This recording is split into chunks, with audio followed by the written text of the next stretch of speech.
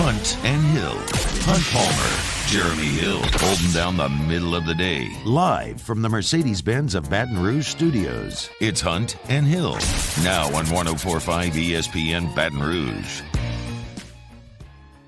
Welcome in, Hunt and Hill on a Thursday from the Mercedes-Benz of Baton Rouge studio downtown in the capital city. I am Hunt Palmer. He is Hill, Jeremy Hill, Mario Jerez, and Taylor Sharp back there on the ones and twos, locked and loaded as we get you ready for a Saturday night in Death Valley. LSU and Alabama will be wall-to-wall just about LSU and Alabama. Mr. Hill, how are we on this Thursday?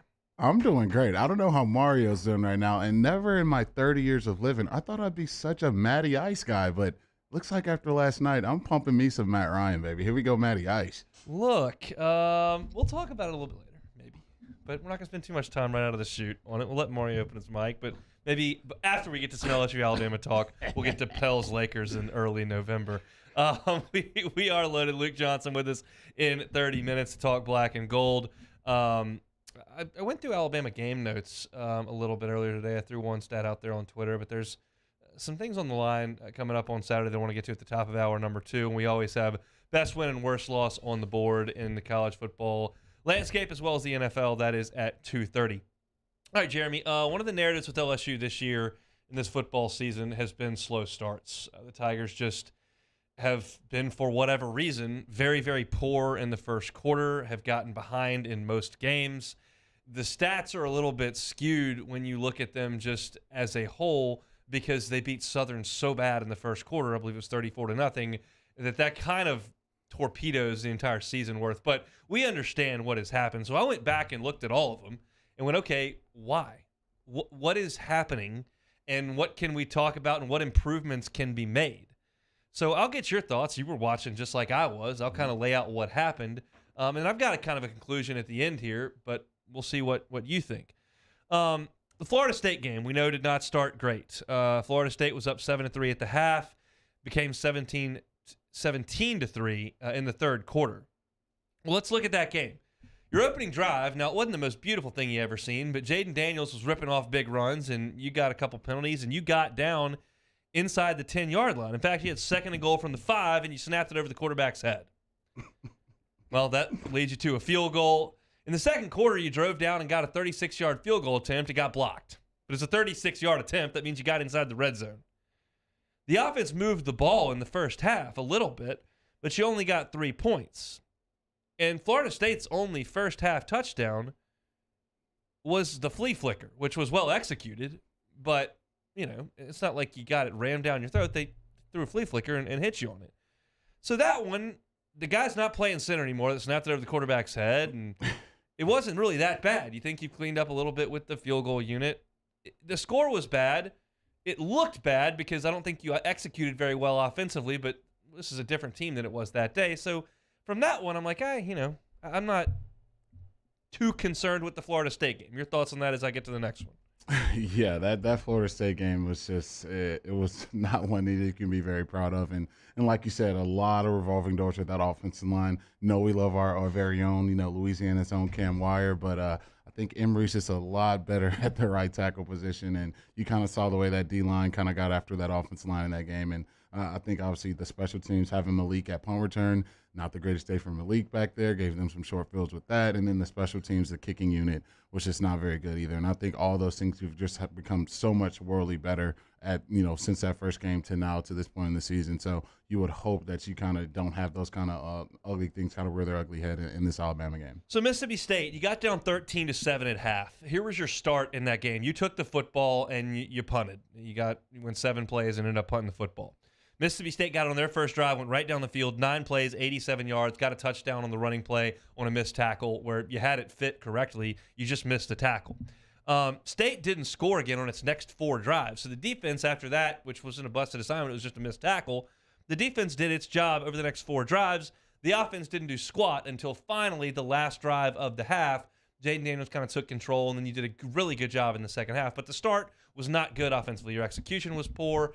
You weren't putting points on the board. It wasn't necessarily anything fluky that happened. You just stunk on offense. And the defense, after one mistake, pretty much bowed its neck and did a nice job. So offense was really bad in terms of execution in those first 2 games I'm talking about, Florida State in Mississippi State, even though you did get a nice opening drive against Florida State and then got a field goal block. So we go to Auburn. You fell behind 17-0 in that game. They hit the deep ball on a scramble drill over Sage Ryan's head for a touchdown on their first drive to score. LSU punted on their first 4 drives. Okay, now we have a pattern that's materializing. You're not getting points early in games with this offense. Whether it's snapping the ball over the quarterback's head, where it's just being stagnant, there's no execution, you can't run the football, drops have happened. There's a little bit of a trend there that you're not doing a very good job. Auburn didn't score again after that deep ball until their 4th drive, where they did go 98 yards on 8 plays. They hit 3 big plays on the drive. Your defense basically got cooked on that drive, no question about it. The only thing that changed the tide of that game was Ojulari strip sack that got you a touchdown.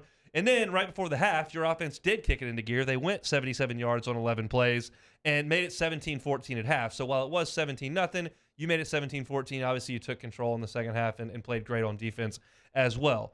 But again, you punted on your first 4 drives. So we'll get to what this team looks like right now, but the only pattern I see emerging here is that your offense isn't coming out like we've seen Lane Kiffin do the last 3 weeks and have a plan, have a script, hit it, and score early. That had not happened through your first 3 big games, Florida State and Mississippi State.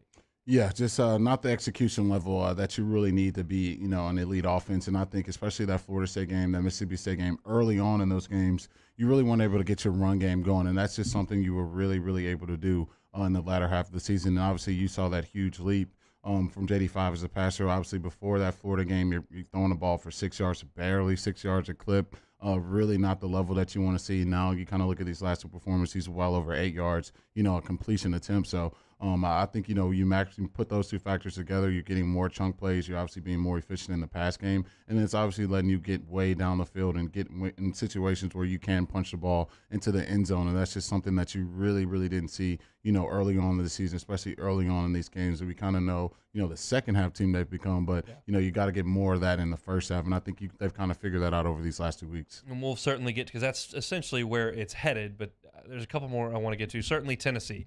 You muff the opening kickoff, they row right down the short field and score. You take the football, once again, your offense on its first possession, can't do anything, and you punt. Well, you can't cover the punt, and they run it back inside the 30, and they score again. Boom, boom, boom. The Vols scored 20 points on their first 4 drives. But LSU did move the football in the first half of the Tennessee game. They had 212 yards in the first half, but they got stopped on 4th down 3 times. And that was, as Brian Kelly said, look, the game was not that bad in the first half. I just went for a lot of 4th downs, and we couldn't get a yard. And that's right. They couldn't get 2 4th and 1s. Then they went for 1. It's a little much. It was 4th and, I think, 11. And it's the one you didn't get. They got a sack, and then they got the 2 plays and got the field goal right before the half. But everything broke Tennessee's way, and they played much better, and you just got way behind in that game. If they played it again, I don't think it would be 20-0 immediately. But they're not going to play it again unless it happens in Atlanta. So, again, your offense did move the ball in that game, but Tennessee made the plays they had to and stopped you from moving the chains and getting any points. So, that one a little bit different. Florida, they hit you with the deep ball over Jarek Bernard-Converse on the second play of their offensive game for a huge touchdown.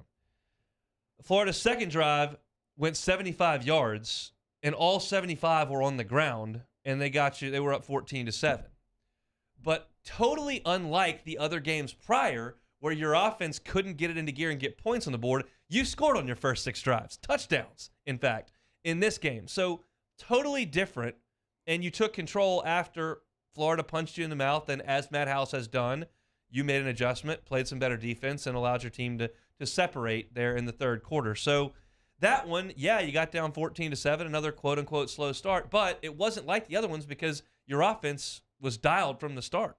Yeah, it is, and I think game flow is so important in a lot of these football games, especially when you have an offense that's putting so much pressure, on the other opposing offense, and you kind of saw that Florida offense really kind of fizzle out in that second half because the offense put so much pressure on them to score again. And I think for this LSU defense, once you kind of take a team's, running attack out of it, you're down a couple scores, you got to pass it every play. It kind of lets this defensive line, which is as advertised, really pin their ears back and get after the passer. Then it obviously opens up the world for my man Percules, my boy Perk 40, coming in there, rushing after the passer and doing all the things that way. And it's just really, really hard. And then what you've seen these past 2 weeks is, to pass the ball time and time again and get your team back into the game. And so if this LSU offense is going to be one of those offenses where they can be efficient, score early on in the game, kind of take control of it, control the flow of it, still mix their run game in and not have to pass it every time, it really creates that madhouse defense situation where they can get exotic, get after the passer, and really open up that avenue to really take charge in a football game. So it's really on the offense when you've seen them kind of have that success, especially in the second half of these games. It puts so much pressure on these opposing offenses to really try to score every drive, and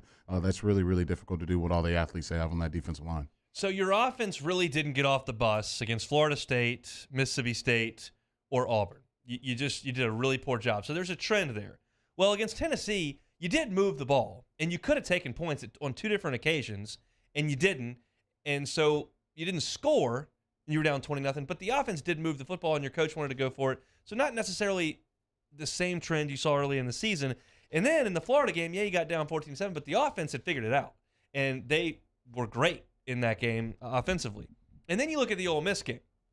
You say, well, you got down 17-3, another terrible start. And if you listen to this show, you heard me go on, I said it on the postgame show, I said it on the Monday after on this show, and it sounds a little bit homerish, but I'm not asking for everything to break LSU's way. But I'm telling you, in that game, you underthrow a wide-open touchdown to Brian Thomas. You overthrow a wide-open touchdown to Kayshon Boutte. You throw a touchdown to Jeray Jenkins, and he's a foot out at the back of the end zone. Then you miss a 42-yard field goal. You have the interception, and you drop it. Then you have another interception, but it gets called back for pass interference. Yeah. And after all that had happened, you were down 17-3. I'm just asking for one of those to change, and it doesn't quite look nearly as bad. So once again, the offense did move the ball. You had 3 chances to score a touchdown and didn't execute on those 3 plays by inches or a foot. And then you have 2 interceptions that you don't capitalize on because you dropped one and you got one called back for pass interference. So it feels like they've improved on the bad starts that truly were bad offensively against Florida State and Mississippi State.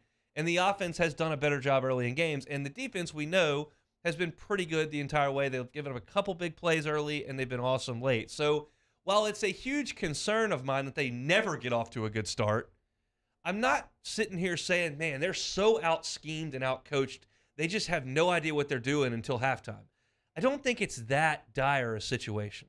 No, not at all. And I think especially kind of just looking at, what they've done these past 2 weeks, it's just been night and day. From the level of execution, you see all the players are a lot more confident. They're running the ball just so much better than they were early on in the season. And it's a game of vintage. And you kind of saw that on full display in that Ole Miss game where it's just something just breaks a little bit in your favor. Obviously, that game could have got out of hand a lot more sooner than it did, and it would have put a lot more pressure on Dart to kind of do what he was forced to do in the second half a lot more sooner. And who knows what the score would have been, especially when you go 42-3 on an opponent. So I think for this LSU team, their confidence is at an all-time high right now. The receivers are in rhythm; they feel comfortable about running the ball, and I think it all starts with JD5, just the level of play that he's at. I saw the stat line, his numbers next to Bryce Young's number. I know Bryce missed some time this season, but they're better in a lot of categories. So I think for LSU, you're going to come out on that field just feeling like, we're going to execute early on. And if you can kind of put that pressure on Alabama early and keep that crowd into the game, who knows what's going to happen by the fourth quarter. Got to get off to a good start. You just don't want to play from behind against Alabama. It's just not a very comfortable place to be. Arkansas did it and almost came out on the other end of it, and then Alabama ran away from them late. But it's just not a place you want to be. I think that's pretty obvious. But hopefully we kind of painted a picture there of what the starts were. There's no one lying issue that's happened. It's just the fact that you have fallen behind way more than you'd like. Hopefully that doesn't happen again on Saturday night. Thursday edition here of Hunt and Hill. Luke Johnson with us in 15 minutes. When we come back, big offensive lineman committed to LSU this morning. And there's a trend here that I think is really, really good for the Tigers. We'll talk about it next on Hunt and Hill. Hunt Palmer and Jeremy Hill.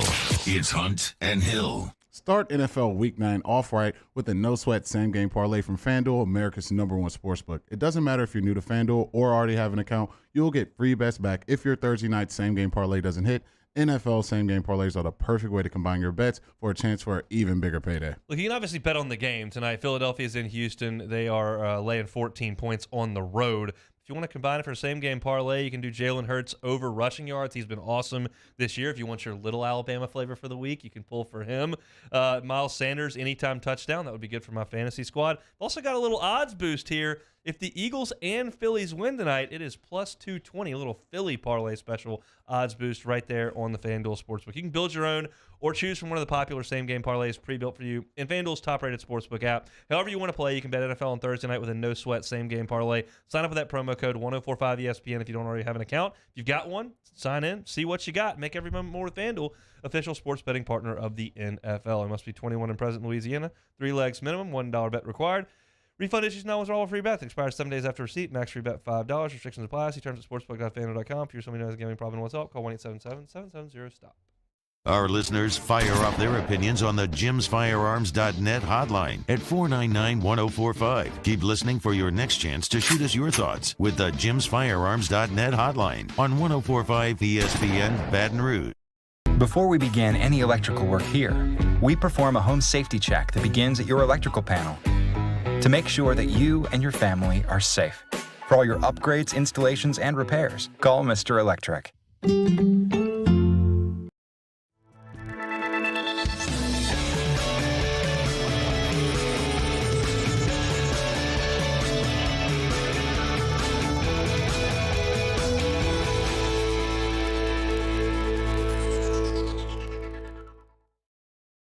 It's no secret. The best oysters in Baton Rouge are at Jolie Pearl Oyster Bar. Enjoy mouth-watering South Louisiana flavor and oysters from all over the country. And don't forget our nightly drink specials.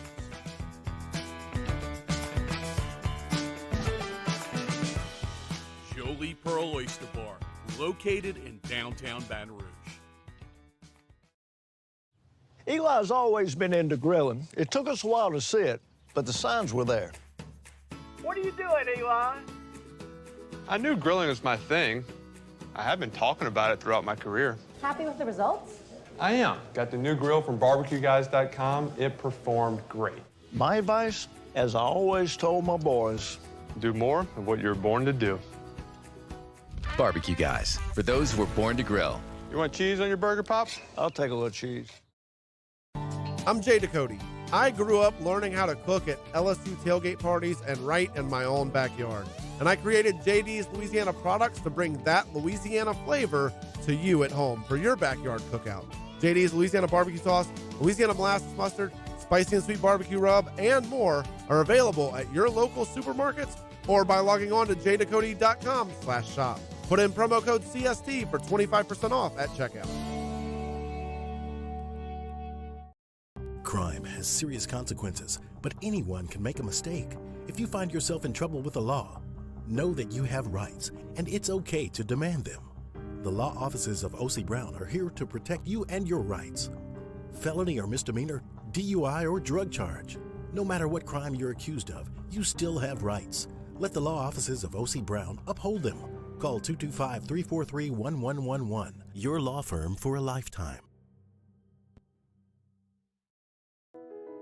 I've been doing business with Luba for 25 years. They're dependable, trustworthy. It's just the attention to detail with our clients. Our folks have years and years of experience. They're highly trained professionals, but many companies have that asset. What I'd like to think makes Luba a bit different is that we use those talents in a way that truly is dedicated to NFL is back. Our coverage starts Sunday at 10 a.m. with Magnolia Bluffs Football Sunday with Jimmy Ott, immediately followed by the Atlanta Falcons and the Los Angeles Chargers at noon, right here on 104.5 ESPN Baton Rouge.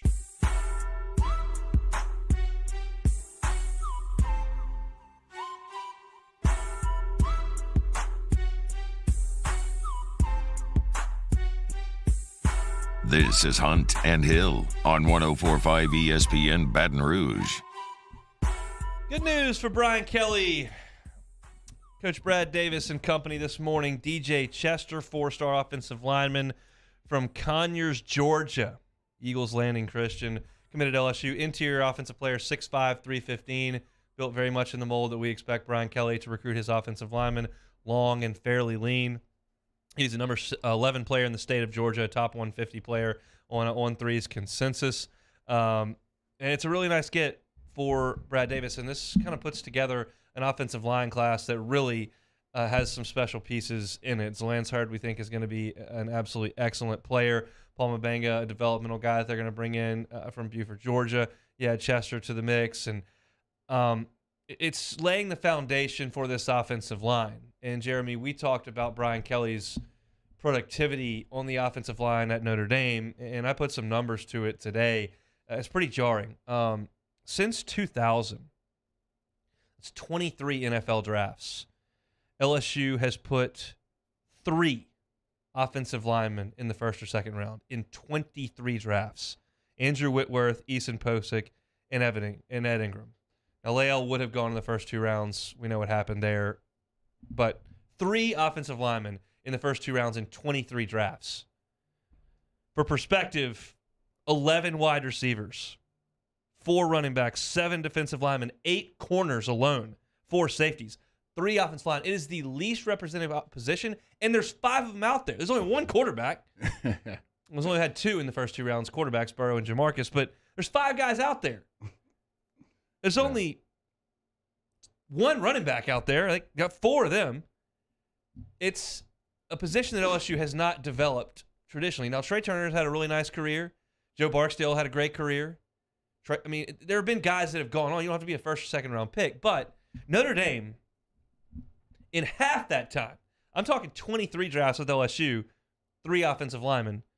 In 12 years at ND, Brian Kelly had 4 first-rounders and 3 second-rounders. That's 7. Yeah. He knows what he's doing there. Yeah, no, and I think, we talked about it earlier in the week. There's a lot of Edo flavor still on this roster, but as you can see with Coach Kelly, he's starting to recruit exactly what kind of fits his mold, and that's, like you said, one of the more lean offensive linemen. You can kind of add weight as they go, but those guys are just better in space, and they're more athletic and can deal with the current dynamic of college football, and that's all these edge rushers and, athletes on athletes, and I think that's kind of what, you saw that blueprint for him getting all these, talented offensive linemen, and to me, I'll venture to say he's got some future Hall of Famers when you kind of look at Zach Martin and some of the other guys that he's put into the NFL. It's just a different level of talent, and obviously Coach Kelly has that eye for the talent, and when he has that alignment with Coach Davis, who to me is one of the best offensive line coaches in the country, you can see, just all the talent that they're going to have to play with, as the years build up, and even in this recruiting class, this recruiting cycle that they're putting together right now. And so you can only be excited for kind of what they're building here already in their short amount of time. Haven't even been here for a full entire year yet, but you kind of see exactly what they're building. And when you get guys like Chester in a class, who's one of the best linemen in the country, it's definitely a big get for the Tigers. Tyree Adams, the one offensive lineman I didn't mention, another 4-star player there. And so you look at LSU from the on-3 rankings, you're now 5th in the country in terms of what this class is. And we think about how everybody was kind of looking around in the summer going, well, what's going on? This is that class you're supposed to cash in on. It's your first one. There's you can sell the dream, the vision. There's playing time available. And all of a sudden you look up and it's very likely that Brian Kelly's going to land a top 3 class here. And starting with the offensive line, I think is huge. You've got to have DBs and wide receivers in this era of football. Certainly quarterback's most important position on the field. But if your offensive line can't hold up, you're not going to win. I don't care if you're talking about 2011 smash mouth LSU Alabama, or you're talking about high flying football that is what it is right now, where Tennessee and Bama played 52-49. Either way, your offensive line has got to show up and play. And I think if there's one thing that you can look to Brian Kelly's legacy and say, hey, there's reason to believe that's going to carry over position to position, school to school, the offensive line feels like what that's going to be. I don't think he ever got great quarterback play at Notre Dame. Mm-hmm. Deshaun Kaiser had a nice year, and we know that Ian Book won a ton of games. Were either of those guys great players? I don't think so. So we'll see what Jaden Daniels can become, Garrett Nussmeier, Walker Howard, whatever they can bring in this Brian Kelly era. That remains to be seen, but it's reasonable to sit here and say in year one, they should be pretty salty on the offensive line while Brian Kelly's the head coach here. Yeah, it's amazing. And that stat for Notre Dame quarterback still blows my mind. None of the quarterbacks from the Kelly era won an NFL game, just not even one, just one start. Can't just give me one game. But it's incredible. You think about the success he's had at that school, and not really having a quarterback in the NFL that played at that level. But I think you can almost venture to say he's like the offensive line whisperer when you kind of look at the level of talent he's produced at Notre Dame, and all those guys who go on to do great things at the next level and even at the college level, especially when you don't have the quarterback throwing the ball and slinging it around the yard. And so you can only see that with him and Coach Davis, like I said before, just what their eye for the talent and then how they can, develop these guys. Even just look at this year. I mean, look at this year alone in the short amount of time they had, kind of watching that offensive line early on and then finding the guys that kind of fit what they want to do and just getting the level of play in the SEC with a lot of younger players. It's incredible. So you kind of see them building all the talent that they're going to play with. It's definitely exciting as an LSU fan. So for those curious, in terms of the last 23 drafts, what LSU's done in the first and second rounds, 2 total quarterbacks, that's Burrow and Jamarcus, 4 running backs, 11 wide receivers in those 23 drafts in the first or second round. Just 3 offensive linemen, as I mentioned, Whitworth, Posick, and Ingram. 7 defensive linemen have gone in that time, 5 linebackers, 8 corners, and 4 safeties. So 12 DBs in the last 23 years have gone in the first or second round from LSU. There's a reason they call it DBU. But again, I think the math, when you think about the fact that there are 5 offensive linemen out there on every play and there's only 2 safeties, and offensive linemen they love to draft in the first round, and safeties they don't. And you've had more safeties than offensive linemen in the last 23 years. It's just they've had good offensive lines. There's plenty of offensive linemen that have played at LSU and been drafted later and had nice careers. And there's a lot of linemen who have been really good players at LSU that didn't play in the NFL. Will Blackwell and Josh Durasic and PJ Lonergan, Saron Black, like a lot of those guys, really good players, but they weren't NFL type guys.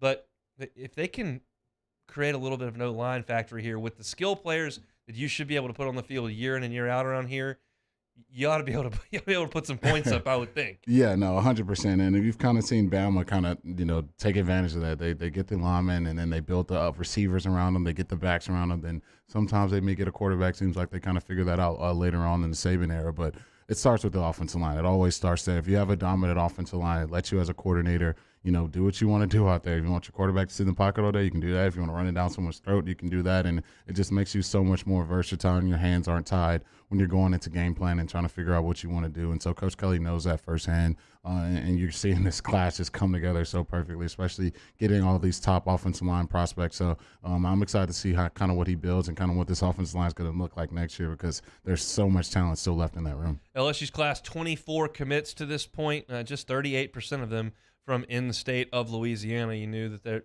based on what was in the state this year and the likelihood that some of them were not going to sign with LSU, they were going to have to go a little bit nationally, and that's something this staff is very comfortable doing. It's been put together with national eyes, and Brian Kelly has had that for the last 12 years at Notre Dame. So LSU's class looks to be pretty good, and the good news is they've lifted that 25 cap. You got a bajillion scholarships to go, so they can sign as many really good players as they find and they think can fit here, because you started this, you're in the mid-60s in terms of scholarship players right now, and you're going to have a lot of guys move on after this year, whether they transfer out or, of course, finish their eligibility or go to the NFL. So sign as many as you want. And there's another one today. DJ Chester jumps in the boat, big 4-star offensive lineman, and it puts together a heck of an offensive line haul for Brad Davis, Brian Kelly, and this staff. I want to remind you about Drop Biscuit Studios. You can check out dropbiscuit.com, browse the growing library we've got there. You can subscribe to Pops, Fame, You Talking to Me, For the People, Well Stated, or whatever Southern flavored audio biscuit may suit your fancy. That's dropbiscuit.com. Luke Johnson covers the black and gold for The Advocate. He's with us next, as he is every Thursday. It's Hunt and Hill. Holding down the middle of the day. This is Hunt and Hill. Bayou Ford. Check them out, BayouFord.com. Right there on the website, BayouFord.com. One of the first things you'll read, don't settle. Jeremy's going to tell you how you can look at the inventory. You don't have to go to Laplace or go to the dealership to check it out. Jeremy will tell you that in a second. But the point is, you don't have to settle for just what's on the lot. That's not the way that car shopping is generally done at this point. 75% of the customers at Bayou Ford customize their vehicle, because Bayou Ford can have the vehicle customized to your exact specifications and needs and have it turned around in 60 to 90 days, driven right to your front door. 50% of the people who buy cars at Bayou Ford never set foot on the lot. You just check it out online, customize your vehicle, and it shows up in a couple of months. and the website always current.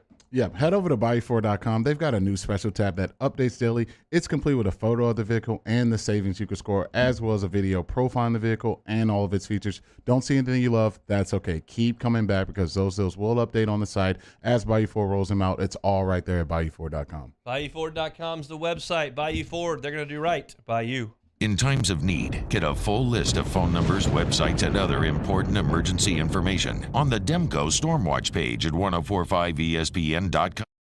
Want more customers? Running Boards Marketing can help you get their attention. Imagine your brand's message on a giant LED billboard truck that can't be skipped and is nearly impossible to ignore. Running Boards Marketing is the leader in effective and affordable advertising on digital mobile billboards, which are 2 times more effective than traditional billboards. With a 97% recall rate, you'll leave a lasting impression with your customers. Visit us online at runningboardsmarketing.com so we can drive your message to where the people are. Gulf Coast Office Products is a nationally recognized Savin office equipment dealer based right here in Louisiana. Over 100 employees strong, Gulf Coast has the boots on the ground to support all vertical markets from education, engineering, legal, and finance. With the latest in office technology, from desktop to production segment units, Gulf Coast and Savin have the perfect fit for you. Call 225-756-2644. That's 756-2644 for Gulf Coast Office Products. This summer, meet Acura's heroes of performance.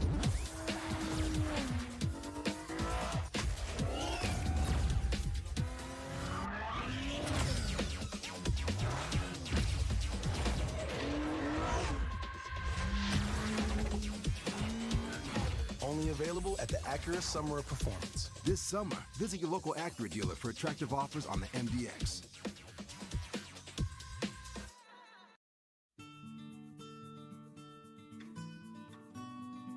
This is a house call. This is a follow-up appointment. This is a diabetes checkup. This isn't just more convenient care, it's more advanced care. This is innovating healthcare at Louisiana's #1 hospital, Ochsner. I've been doing business with Luba for 25 years. They're dependable, trustworthy. It's just the attention to detail with our clients. Our folks have years and years of experience. They're highly trained professionals, but many companies have that asset. What I'd like to think makes Luba a bit different is that we use those talents in a way that truly is dedicated to serving the needs of the folks who depend on us. Oh, hey, what's up? It's Big V and Bubba, 100.7 The Tiger Morning Show. We'd love for you to join us every weekday, 4 a.m. till 9 a.m. Yeah, everything you want in a show. Country music. We got laughs. We got celebrity in-studio guests. We just need you. Join us every weekday morning, 4 a.m. to 9 a.m., right where it all started. That's right. Louisiana's country station, 100.7 The Tiger. Moscona inviting you to join us for Thursday's AFR, presented by the Aesthetic Medicine and Anti-Aging Clinics of Louisiana. Ryan Clark previewing LSU Bama. Mike Triplett talking Saints Ravens, our Fantasy Blitz. Join us, 104.5 ESPN Baton Rouge.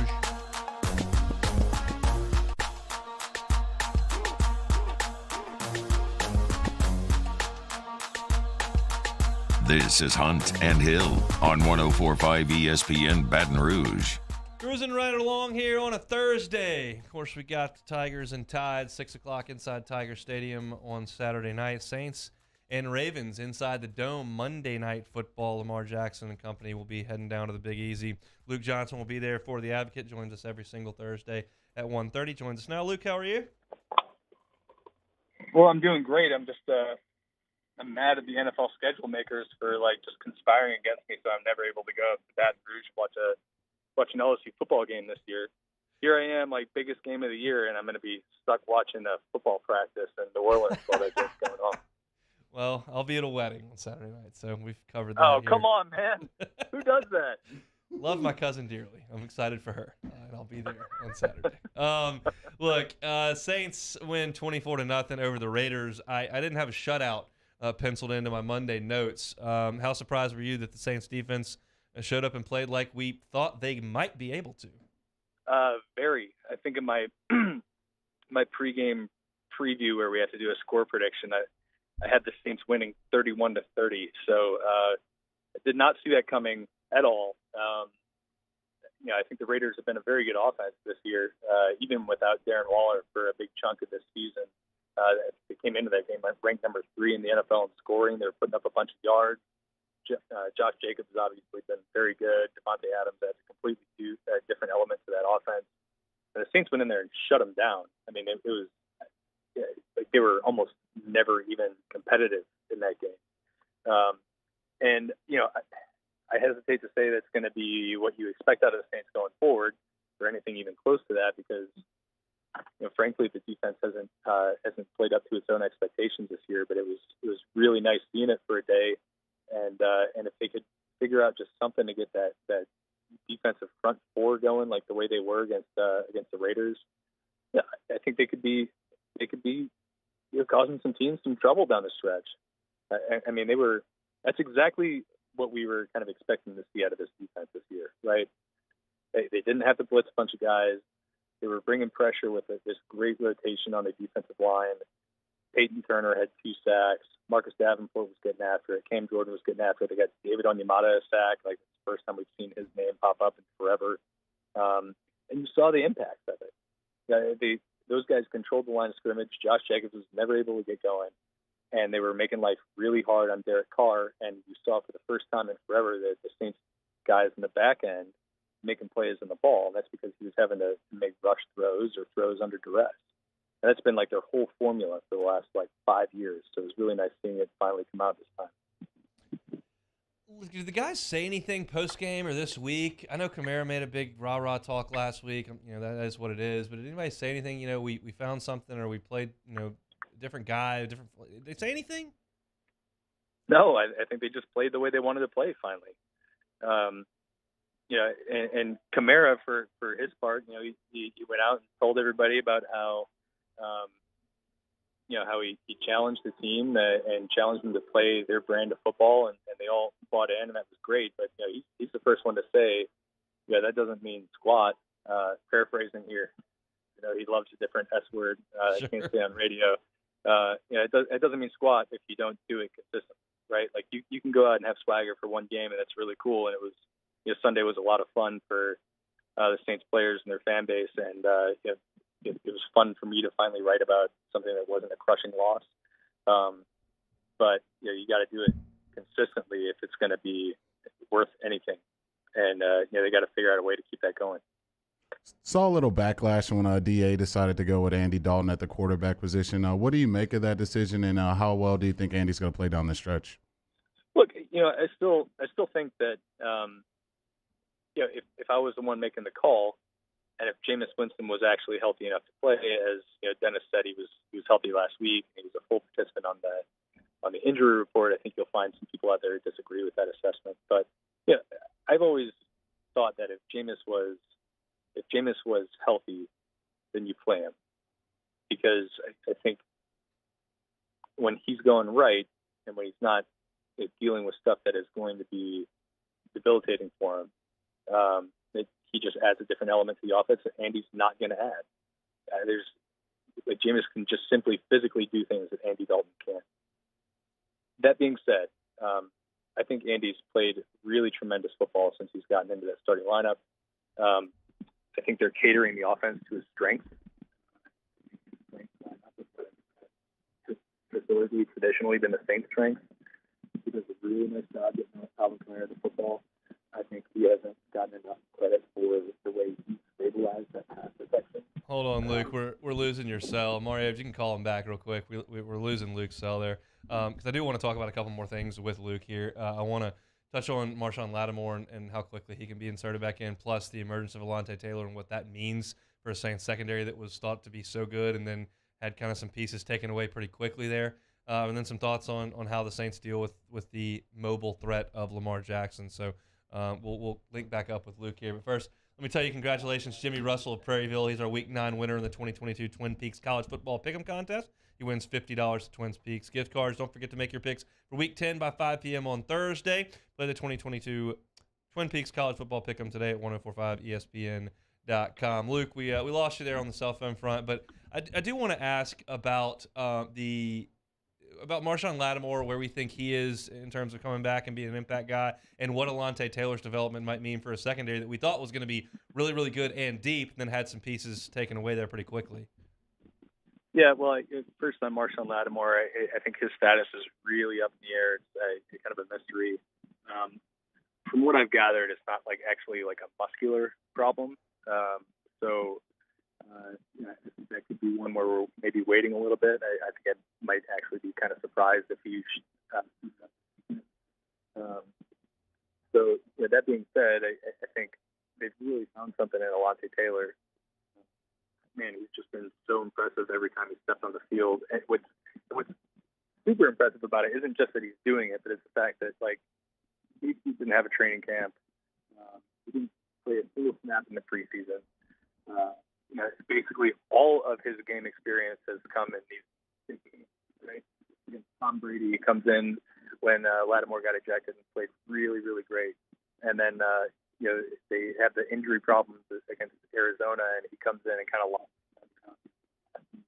He was really good against Devontae Adams.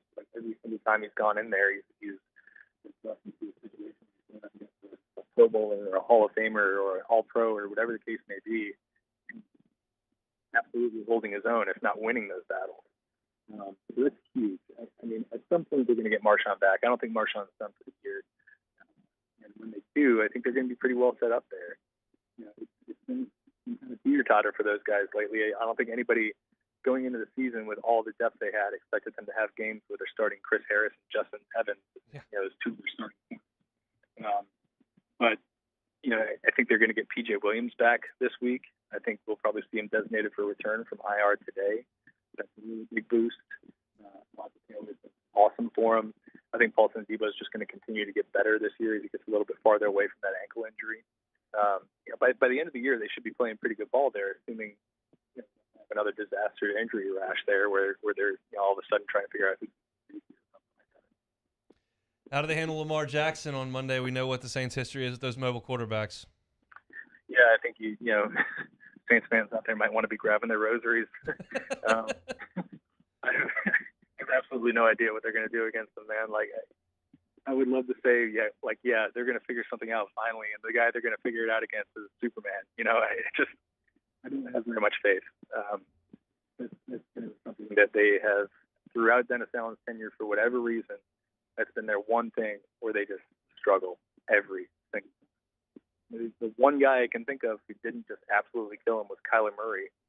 He still had a couple of big plays where he got loose in third and long situations or scoring touchdowns where they didn't have an answer for it. So I don't have very much confidence. I wish I had an answer. If I did, I'd probably be making a lot more money. But I think they're just going to probably have to score a lot of points this weekend. Luke, we appreciate the time. We'll do it again next week. Sounds good, man.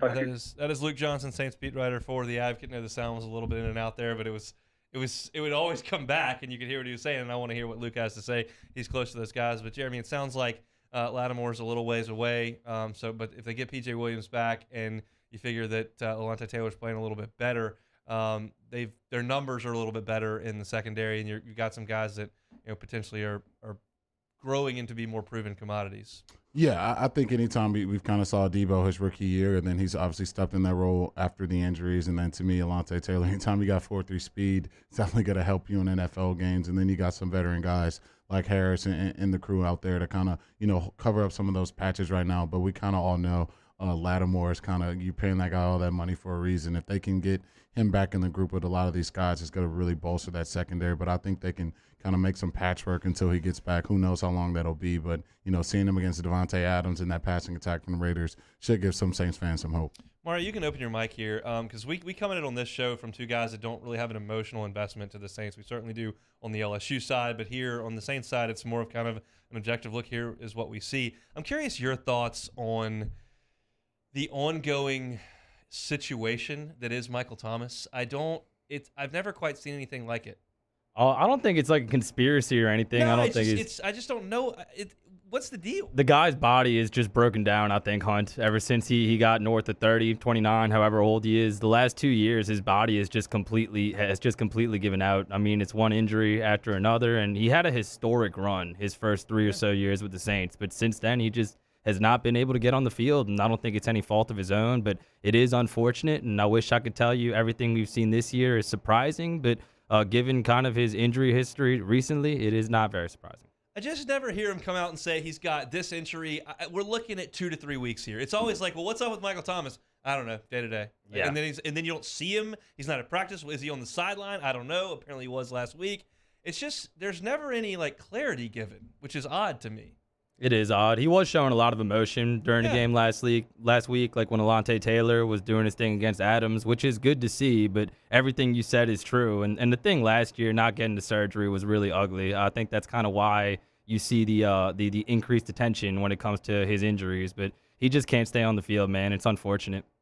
Some more black and gold talk tomorrow, and certainly we'll be all in to preview Monday night's game between the Saints and the Ravens. Big one for both teams. Ravens' record probably doesn't indicate how good they might be, and the Saints just scrapping to whatever they can hold on to at this point, trying to nudge their way ahead in the NFC South. We'll come back and close out hour number 1. It's a Thursday edition of Hunt and Hill. 104.5 ESPN Baton Rouge with Hunt and Hill. Reliable Roofing and Construction. You can check out their website, reliableroofing.br.com. Yeah, so I would tell you guys about Reliable Roofing, a family-run, owned, and operated residential roofing company. They've been in business since 2008 with over 30 years of roofing experience. 30 years on that staff. Check out their work at reliableroofing.br.com or on Instagram, Reliable Roofing LLC. Every job, 5-year labor warranty. 5-year labor warranty. When you sign up with Reliable Roofing, you're going to get a few things. You're going to get incredible options in terms of what shingles. You're going to get the highest quality of shingles. You're going to get the owner, Lionel Hayes, at that site because he doesn't ever have a team go out to a site that he doesn't check out over the course of that work or when it's all said and done. And when they're gone, you're never going to know they were there. It's going to be spick and span, clean as a whistle. Reliable Roofing and Construction, 5-year labor warranty. Check out their work, all the pictures, Reliable Roofing LLC on Instagram at reliableroofing.br.com. Reliable Roofing at reliableroofing.br.com.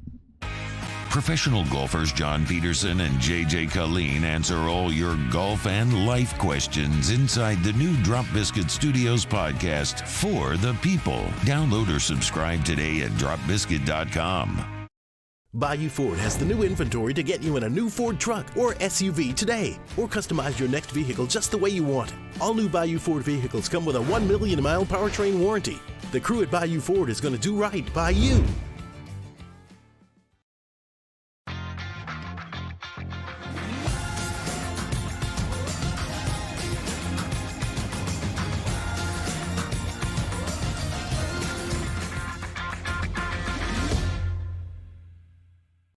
At Ochsner, we know healing is a team sport.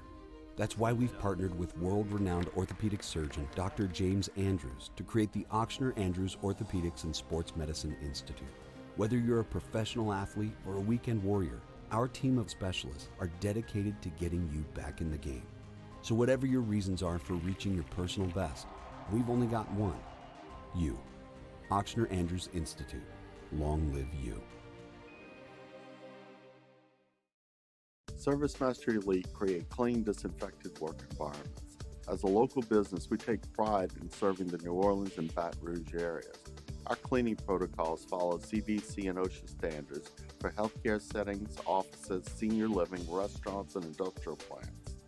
Contact ServiceMaster Elite to get your operation ready for reopening with germ disinfection cleaning.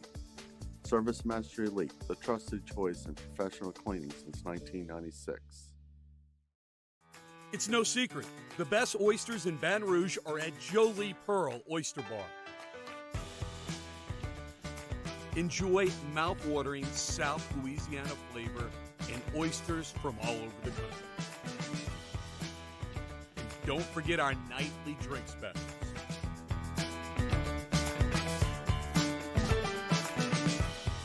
Jolie Pearl Oyster Bar, located in downtown Baton Rouge. Eli's always been into grilling. It took us a while to see it, but the signs were there. What are you doing, Eli? I knew grilling was my thing. I have been talking about it throughout my career. Happy with the results? I am. Got the new grill from barbecueguys.com. It performed great. My advice, as I always told my boys, do more of what you're born to do. Barbecue Guys, for those who were born to grill. You want cheese on your burger, Pops? I'll take a little cheese. I'm Jay Ducote. I grew up learning how to cook at LSU tailgate parties and right in my own backyard. And I created JD's Louisiana products to bring that Louisiana flavor to you at home for your backyard cookout.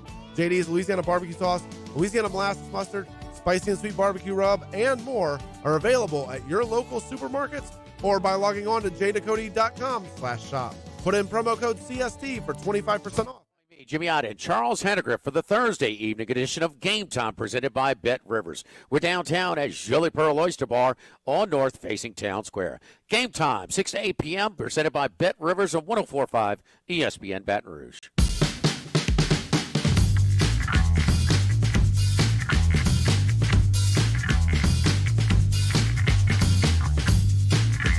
This is Hunt and Hill on 104.5 ESPN Baton Rouge.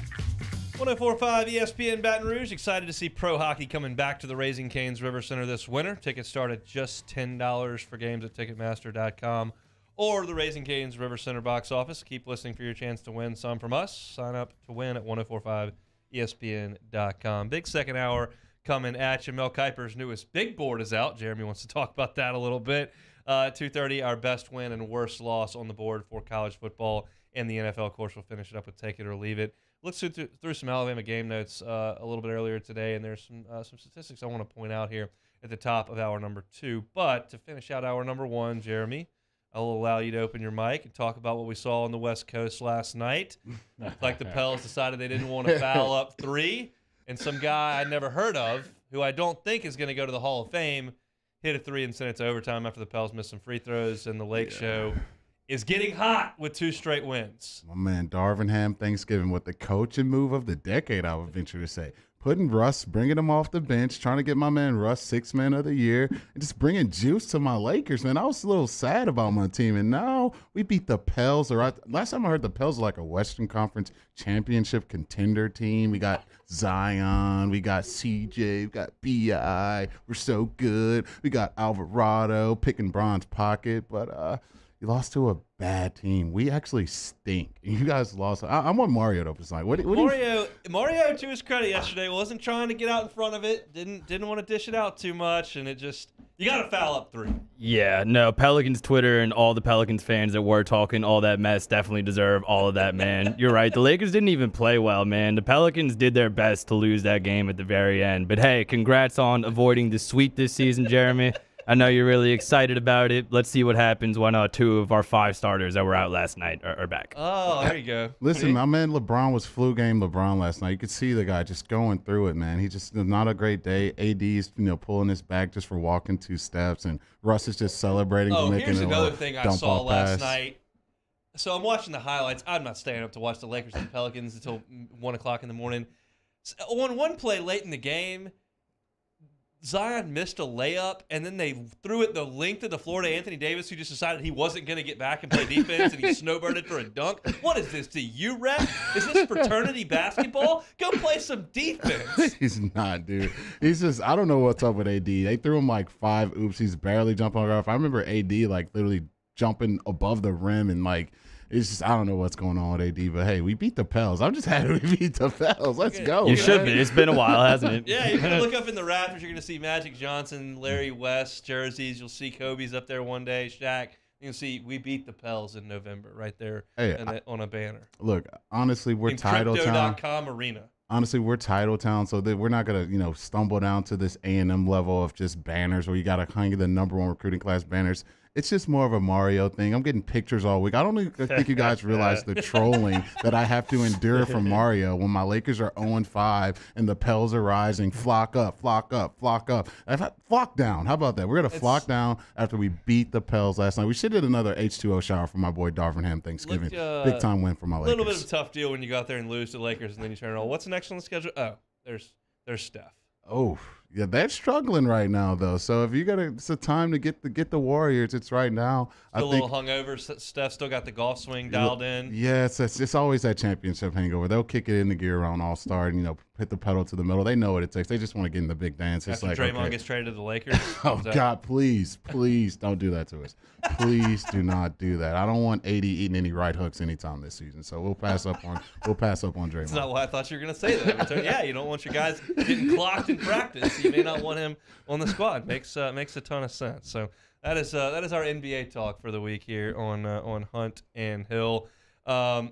All right, first hour in the books here. We started things off with some statistics and some thoughts on LSU's really slow starts this year and why, and if there's some sort of disturbing trend. You go back and catch it on demand, but the point was basically I don't think it's anything that is consistently plaguing them. They've had some issues. It appears they maybe have fixed some of them, but you can go back and listen to it if you will. DJ Chester committed to LSU, big offensive line class. We talked about Brian Kelly's track record recruiting offensive linemen and developing them and what that means for this class. You can go back and check that out as well. Luke Johnson on the black and gold as they get ready for the Baltimore Ravens. All that's on demand, 1045ESPN.com. You can click on demand tab, go to Hunt and Hill. It's all right there. Or Spotify, Apple Podcasts, YouTube, wherever you find your sound. You can search Hunt and Hill. You can use that ampersand there right there in the middle, and you can find it. We'd really appreciate it if you like, subscribe, rate, review. All that good stuff is great for us. You can catch the first hour all on demand, any of those spots. As we mentioned, we'll look at some Alabama game notes here at the top of hour number 2. Mel's big board, some things that you would actually expect to be there, and one thing you really, really might not. And I think Jeremy wants to chat about that a little bit. So that'll be at 2:15. And then we'll get to our best win on the board for college football and the NFL, as well as our worst loss on the board before we finish things up with Take It or Leave It. Come back with us after Sports Center. You're listening to a Thursday edition of Hunt and Hill. 1045 ESPN Baton Rouge with Hunt and Hill. Yeah, start NFL week 9 off right with the no sweat same game parlay from FanDuel, America's #1 sportsbook. It doesn't matter if you're new to FanDuel or already have an account. You'll get free bets back if your Thursday night same game parlay doesn't hit. NFL same game parlays are the perfect way to combine your bets for a chance for an even bigger payday. You can get those bigger paydays. Miles Sanders anytime to score a touchdown. Jalen Hurts over the rushing yards. They've also got some odds boosters here that involve the World Series and talking about the football game tonight. A.J. Brown plus 50 receiving yards. Damian Pierce 50-plus yards rushing. Justin Verlander 5 strikeouts. Paying you plus 200 on the FanDuel Sportsbook. Sign up with that promo code 1045ESPN. If you don't already have an account, if you do, you're all set. You can see what you've got. Must be 21 and present in Louisiana. 3+ legs. Minimum $1 bet required. Refund issues, non-withdrawable free bets. Expires 7 days after receipt. Max free bet $5. Restrictions apply. See terms at sportsbook.fanduel.com. If you're someone who has a gambling problem and wants help, call 1-877-770-STOP. We get it done with strength, commitment, dedication, grit.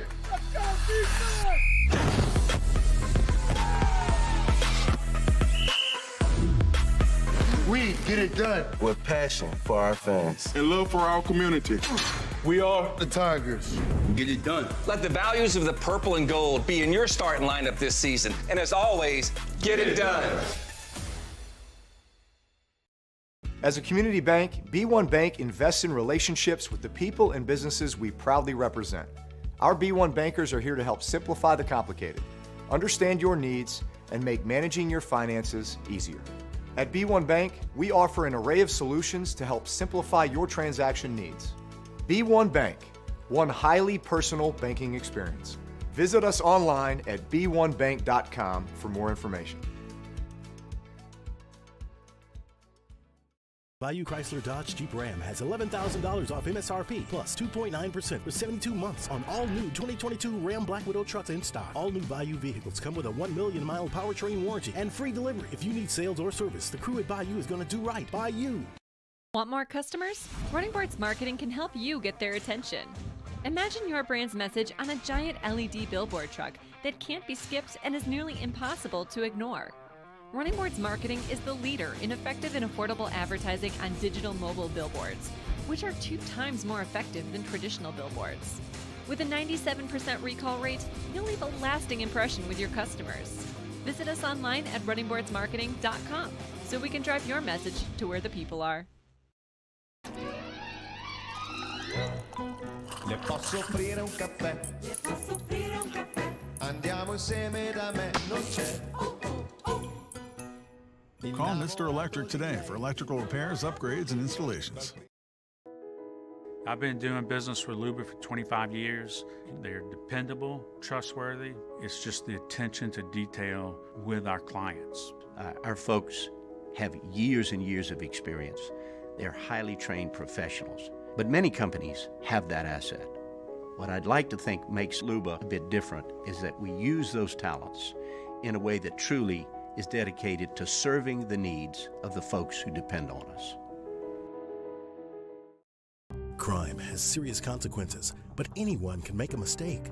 If you find yourself in trouble with the law, know that you have rights, and it's okay to demand them.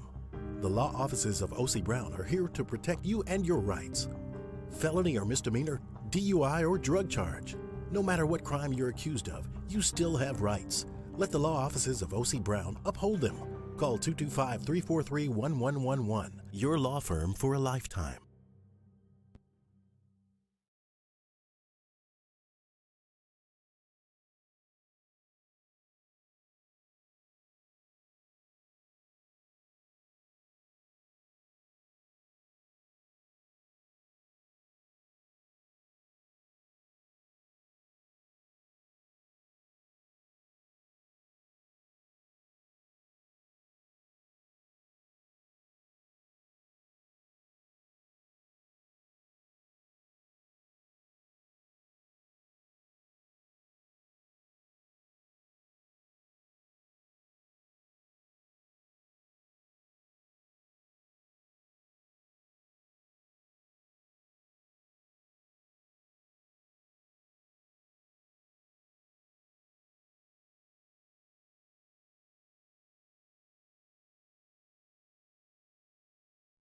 ESPN app. The White Sox named Pedro Grifol the team's new manager to take over from Hall of Famer Tony La Russa. Grifol spent the last 10 years with the Royals, most recently as bench coach. NBA Commissioner Adam Silver plans to meet with Nets guard Kyrie Irving within the next week to talk about Irving's social media posts regarding an anti-Semitic book and movie.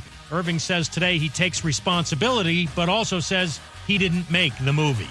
How would you love a chance to save some money on car insurance? Geico can help. Switch today and see all the ways you could save with great rates and discounts. It's easy. Simply go to geico.com to get a rate quote and get started seeing how much you could save. 1, 2, 3. Hunt and Hill. Hunt Palmer, Jeremy Hill, holding down the middle of the day. Live from the Mercedes-Benz of Baton Rouge studio, it's Hunt and Hill. Now on 104.5 ESPN Baton Rouge. Hour 2 on a Thursday. We're getting close to the weekend, y'all. So close you can just about taste it. And good news, Steve Caparata, WAFB, was tweeting out a little bit earlier. It does appear that the weather right now is going to get nasty in Baton Rouge in the morning hours, 7, 8, 9, 10 o'clock in the morning. Might clear out of here by the time they're going to kick things off on Saturday night at 6 o'clock. So maybe bring the old poncho to the tailgate or crank the tailgate up at the house before you head out to campus. Let that weather blow through and then everybody pack it inside Tiger Stadium. Let's make it as good as it can be on Saturday night as LSU welcomes Alabama. Look, Alabama's just owned LSU inside Tiger Stadium. Not even just in recent years, just historically.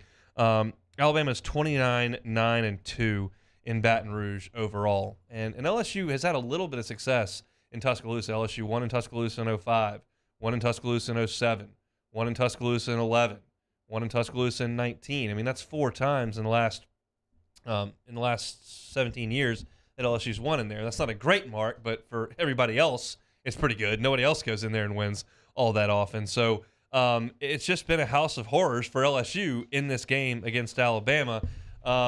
And Jeremy, we've talked about this a little bit last week, but a lot's been made of, LSU puts too much emphasis on the Alabama game. They play tight. It costs them 3 games the rest of the way when they lose. But my point was always like, y'all knew that Alabama was coming to town. Yeah. You got Kirk Herbstreit and Chris Fowler on the call. They're going to be doing interviews with the guys. It's a night game in Death Valley. It's a big deal. I'm sorry. You can't just say, just like New Mexico. Let's just lace them up the same way we do and go out there and play some ball, execute. Yeah. Just not like that. No, not at all. And I've heard someone try to counter this. Well, no, you got to take each game the same, the cliche coach talk. Yeah, you do. It's not like you're going to just skip practice or you're not going to practice for 6 hours. No, you're not going to do that. But you definitely have to know what's at stake, and you definitely have to know what's coming into town. And it's obviously we know what that Alabama program is, and we know the kind of the rivalry that's kind of been built between these programs. And I heard Greg Malkiel the other day talking about it. He's like, this is his favorite game. He's like, no, screw the Iron Bowl, forget the Tennessee game. That LSU game was something that we always had circled on our calendars. And so you know what they're feeling from their locker room, and obviously we know what we're feeling from our locker room. Anytime these two teams match up, it's going to be a physical ball game with a lot of passion and emotions on the line when you play. So to go through the whole week, and obviously you're going to get that bye week before that, just kind of just gloss over it and think you're just going to be, another game, sleepy game. No, it's a big time deal, and I think you got to get another version of that, especially with the number 10 ranked LSU Tigers. Hey. Time, number 10. So when you consider what the environments in the SEC are like when Alabama comes to town, and then you consider that Nick Saban in his SEC career has gone undefeated on the road in SEC play 9 times, that is pretty remarkable. You look at the trips to Baton Rouge dating back to 2012, game that you played in, Alabama has given up a combined 47 points in those 5 games. Of course, that's less than 10 points per game. Shut LSU out in 16, shut LSU out in 18. Bama defense has allowed 5 total touchdowns in those 5 games and held LSU to an average of 273 yards per game. Entering Saturday, LSU has been shut out in Tiger Stadium 4 times in the last 30 years, all of them against the Alabama Crimson Tide. I bring that up to say that coordinators have come and gone, quarterbacks have come and gone, head coaches have come and gone in that Saban era, and of course over those 30 years.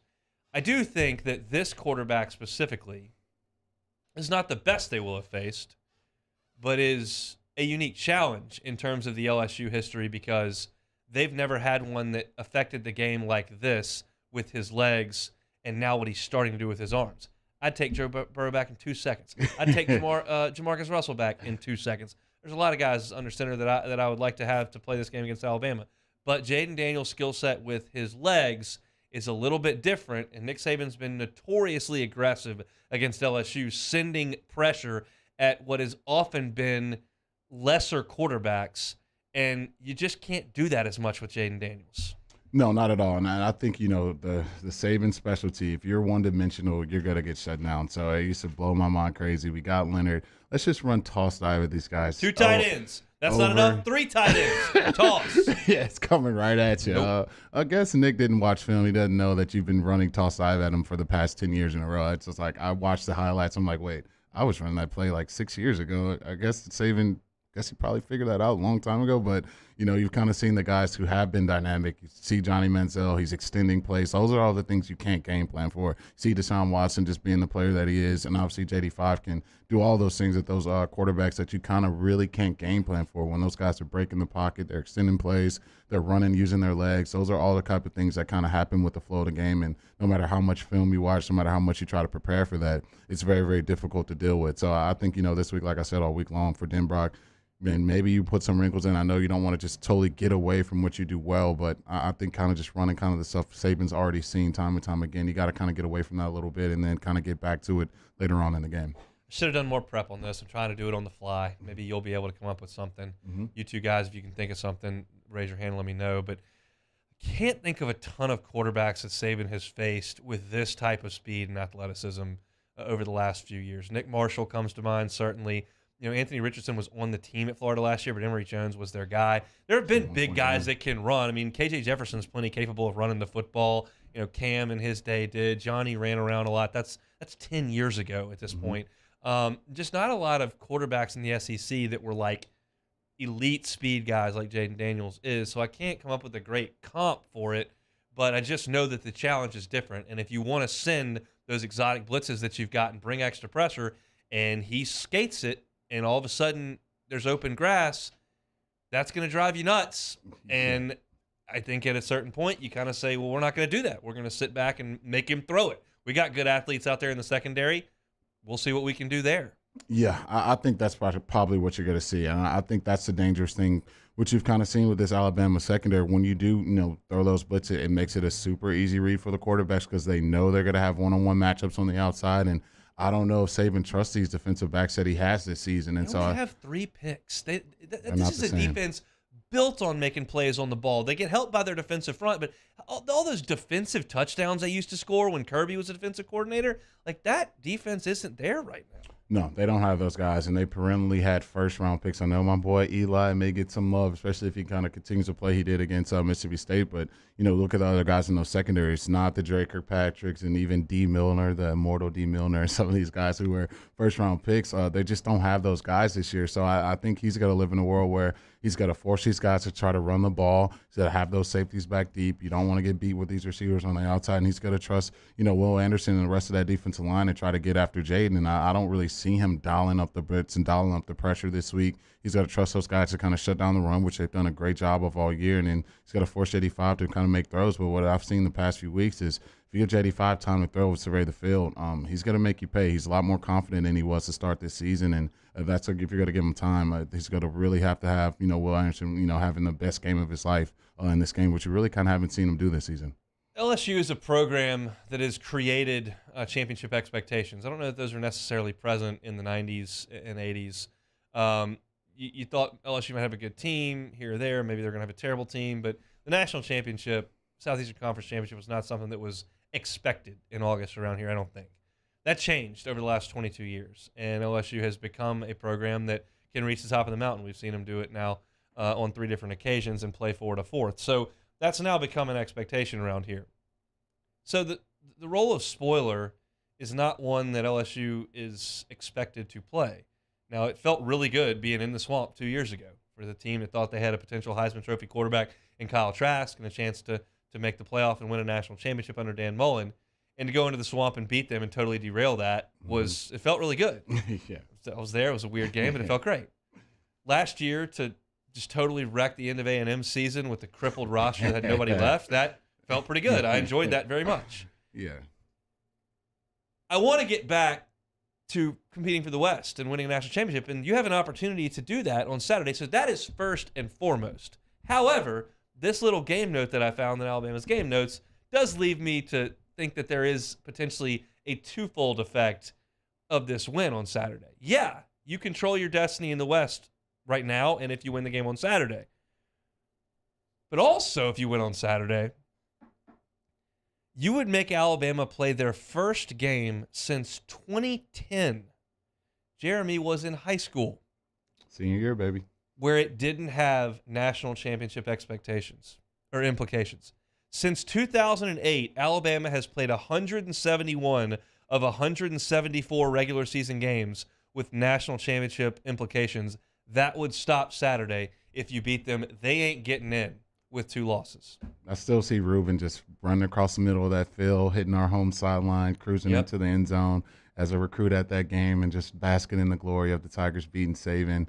That was a great game for the Tigers. I remember being at that home game. But, yeah, it's been a long time since we've seen that. Is that our last home win against Alabama, actually? I think it is. Mm-hmm. Yeah, so, yeah, it's been a long time since we've seen that. But, yeah, I think it's a great opportunity when you kind of factor everything that's on the line for this team. And I also saw someone in the Bayou 4 chat said, Alabama has everything to lose, and this is a young up-and-coming team that can play loose and play fast. And I think that's kind of what you saw when you kind of get embarrassed by Tennessee.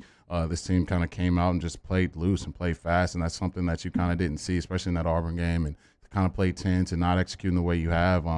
They're loose. They want to have fun. They want to execute, and I think that with the environment backing them, that's going to be right there in front of them to do to kind of derail Alabama's season. I distinctly remember in 2010, I was a senior at LSU, and I was in the student section, and the coaches came down at halftime where LSU had done nothing on offense in the first half and saw Gary Croton running.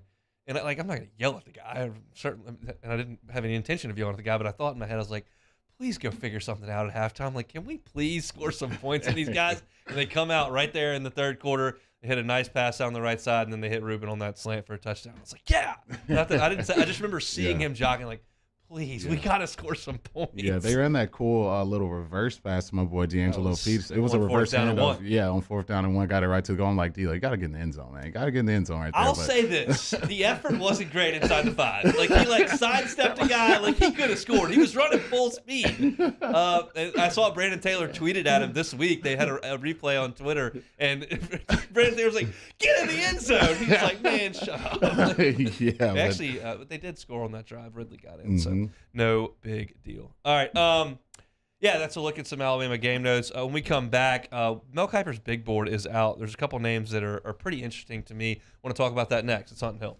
104.5 ESPN Baton Rouge with Hunt and Hill. Now is the perfect time to download FanDuel, America's #1 sportsbook. Because right now, new customers get a no-sweat first bet up to $1,000. That's free bets back if your first bet doesn't win. Just sign up with promo code 1045 ESPN. Gotta love this Thursday night slate. You got an NFL game, of course, with Houston and Philadelphia. You've also got a World Series game with Houston and Philadelphia. So if you want to bet those games, you can certainly do it on the FanDuel Sportsbook. You can live bet during either game. If you see something you like, don't like, the odds change right there on the app, and you can get in there and make your bet. That live betting, you get updated odds as the games as they have started. FanDuel's got all your favorite bets, money line, point spreads, player props, all on an app that's safe, secure, super easy to use. Sign up today with the promo code 1045ESPN for that no-sweat first bet. Promo code 1045ESPN. Make every moment more this season with FanDuel, official sportsbook partner of the NFL. Must be 21 and present in Louisiana. First online real money wager only. Refund issues, no trouble. Free bet expires in 14 days. Restrictions apply. Terms at sportsbook.fanduel.com. Use somebody knows a gambling problem wants help. Call 1-877-770-STOP. Our listeners fire off their opinions on the jimsfirearms.net hotline at 499-1045. Keep listening for your next chance to shoot us your thoughts with the jimsfirearms.net hotline on 1045 ESPN Baton Rouge. There it is, the extra mile, on the border of expected and extraordinary for those willing to go further, like vans customized for work or play, with safety and tech to keep you connected. Supported by a 5-star sales, service, and finance team. And backed by the 1-star you know. So go the extra mile. It's never crowded because so few have what it takes to go there. Mercedes-Benz Vans. Follow us on Twitter at 1045ESPN to cast your vote in the Citizens Bank and Trust Poll of the Day. Vote daily inside Off the Bench, anytime. Hunt and Hill. And after further review, Citizens Bank and Trust brings you the Poll of the Day via Twitter at 1045ESPN. Want more customers? Running Boards Marketing can help you get their attention. Imagine your brand's message on a giant LED billboard truck that can't be skipped and is nearly impossible to ignore. Running Boards Marketing is the leader in effective and affordable advertising on digital mobile billboards, which are 2 times more effective than traditional billboards. With a 97% recall rate, you'll leave a lasting impression with your customers. Visit us online at runningboardsmarketing.com so we can drive your message to where the people are.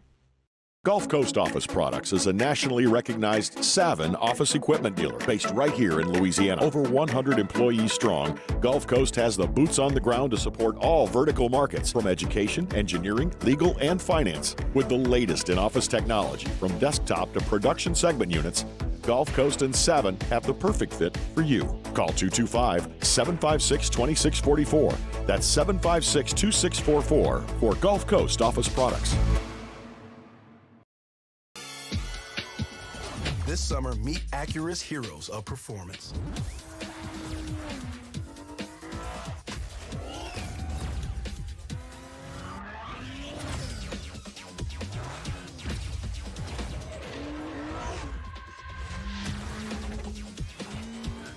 Only available at the Acura Summer of Performance. This summer, visit your local Acura dealer for attractive offers on the MDX.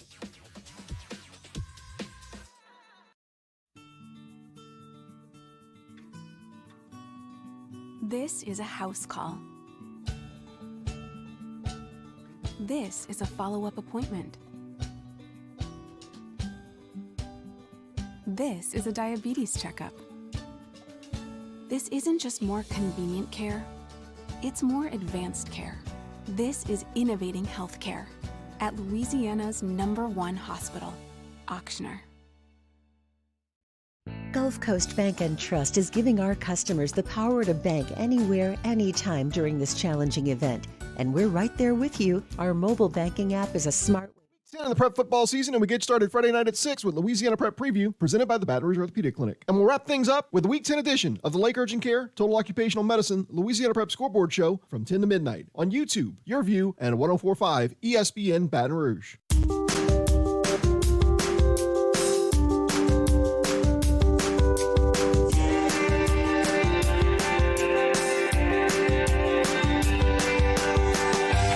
Hunt and Hill, 104.5 ESPN Baton Rouge.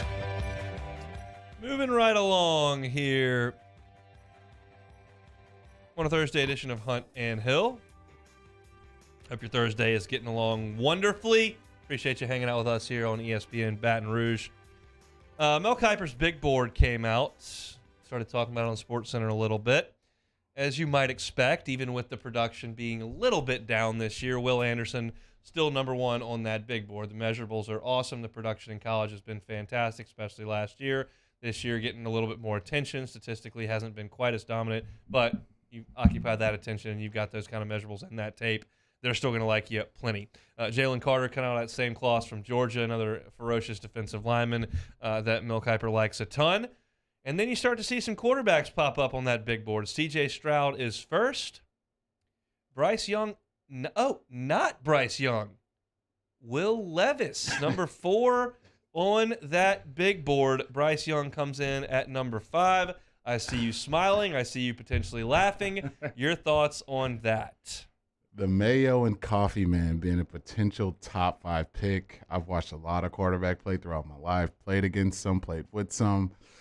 I just don't see it, man. Look, 24 touchdowns, 13 picks last year. This year he's at 13 touchdowns, 8 interceptions. 8 picks, 3 last week against Tennessee. Threw for Top 98 yards. Top 5 pick in the draft. Look, I know people are going to say, Josh Allen.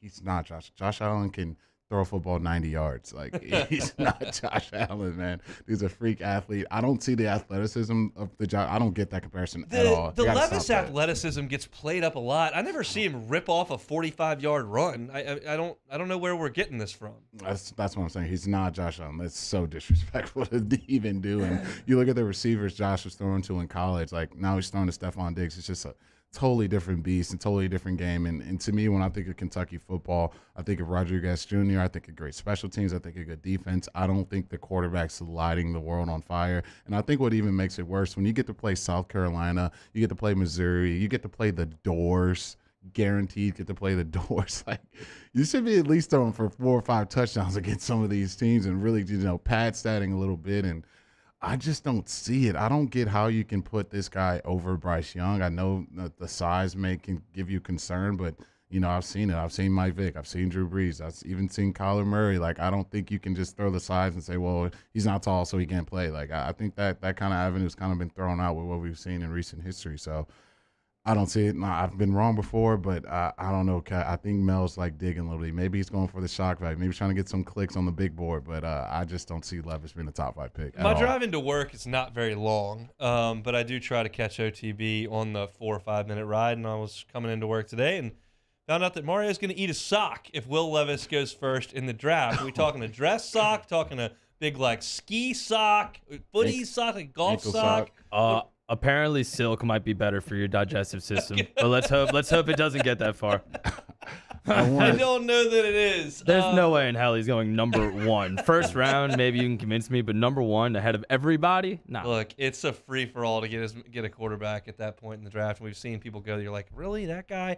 And they take him, but I don't see it either. But the point is, okay, C.J. Stroud or Bryce Young, which one do you see as the better prospect? I'm going with Bryce, man. I'm going with Bryce. I think anytime you have the escapability that he does and the accuracy, I think you pair those two. It's a dangerous combination. I think, to see him play to the level he has, having that max exodus at the receiver position, anytime you lose a first-round receiver in Jamison Williams, and obviously Mechie's a really, really talented receiver, and then he doesn't miss a beat at all. I don't think Levis could play to that level, especially when you kind of see Bryce extending plays and doing the things he does. I just watched Levis give the game to Ole Miss, literally just hold on to the ball. All you have to do. That was awful. Crazy. Absolutely awful. Took a crazy safety, and then you kind of saw Bryce in that same situation. And a lot of people called that people didn't like in that Texas game, but somehow got the ball out in that situation. It's just two different guys to me. And if I'm a GM, am I hitching my wagon to Levis? You know, my family got to eat. You know, got to pay some bills around here. I'm going to make that pick in the top 10. You saw your boy Money Making Mitch kind of go shock the world, go top 3. How'd that work out for the Bears? Not good. Not good at all. So you've made the point on this show previously that like every quarterback that's won the Super Bowl has been a pocket dude. There has not been a guy who runs around a lot that has won the Super Bowl. But I do think the quarterback position is changing a little bit, and the prototype doesn't necessarily have to be what you are. Now, Burrow is 6'4" and can stand up there and wing it, and he'll be fine. But you can look like Jalen Hurts. You can look like Kyler Murray, where it's not a prototype. Lamar. And and Lamar throws an ugly football, but those guys win a lot of games. And so, I'm not as prone to look at measurables or even really style to a degree. Now, if you play like Manziel did, where you just run around like a crazy person, maybe not as much. Now, Kyler's a little bit cut out of that cloth, and they haven't had the success. But I'm okay if you're 5'11". I'm okay if you're a pretty fast dude. Mm-hmm. Like there's a lot of ways to win in the NFL now. You don't have to have a 6'5" guy that can throw it 80 yards on his knees on the field. Yeah, and I think obviously you kind of saw that huge transition. I don't know the year I can pinpoint. I think maybe around the RG3 time, but early on in my life watching football, it seems like everyone was in the eye. You hand the ball to Sean Alexander, you hand the ball to LT, you hand the ball to AP, and you kind of just sit in that eye and you get in the shotgun maybe on third down. But now you kind of see all this kind of college flavor with some of the young coordinators, some of the young minds, and they're running college offenses now. So I think, like you said, that avenue of not having that traditional tall 6'3", 6'4" prototypical passer, you can do that with just the brand of football that's being played on Sunday. Everyone's kind of trying to spread you out, and it's kind of a rare thing to kind of see teams kind of get in that I formation or, hand the ball to their back time and time again. And so for me, I don't think Levis even fits that mold. Like, I'm going to be very excited to kind of see him at the combine and see what type of 40 he runs, because I'm venturing to say 4.7 at the fastest, like maybe 4.8. Like, I don't see him like lighting the world on fire with his legs and really, being that Josh Allen type of guy. Like, I just don't see that. Then you kind of look at him turning the ball over at an alarming rate. There's still a lot of games to be played. Like, he may hit double-digit interceptions again. And so am I spending a top 5 pick on that guy? I don't know. I just don't see that avenue. I would be very shocked if he goes in the top 10. One of the attributes I love so much about Stroud and Young is they've been in some big moments in their career. They don't really show any even emotion. They're just like, they're calm as could be. And that's a really kind of a rare thing. Joe's got that, and most guys that succeed at that level do. There's fire when there needs to be fire, but they just seem so comfortable when the moment's so huge. And so that's another piece to this game we're talking about on Saturday, where the crowd's just not going to get to Bryce Young. Now, it may make it difficult for him to communicate, and that can certainly be an issue. They had a bunch of false starts in Knoxville, but if that can impact, but it's not going to affect his play. He's not going to make some crazy decision because, oh my God, it's loud, and what are we going to do? And he's not built like that. No, not at all. And honestly, you can make the case they should have lost the Tennessee game. He hit Gibbs on a little option route.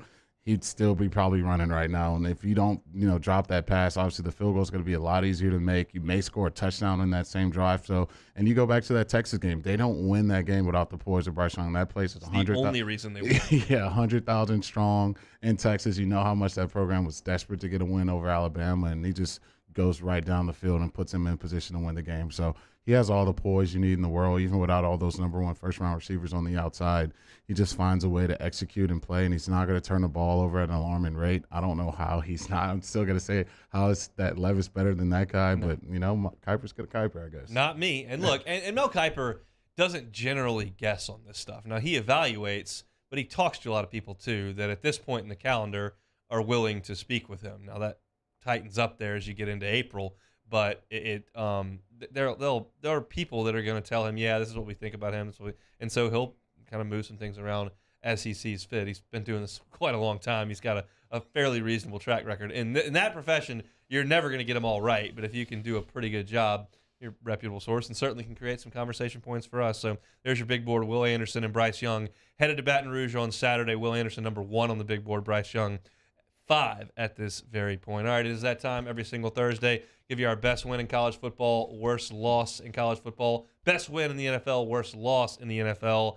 All eyes are on the SEC for those best wins. You can believe that. We'll tell you about it next on Hunt and Hill. 104.5 ESPN Baton Rouge with Hunt and Hill. If you wanted to move and you're kind of looking around and going, God, interest rates aren't great. I need a better space, but I can't. It's not a good time to move. You don't have to move.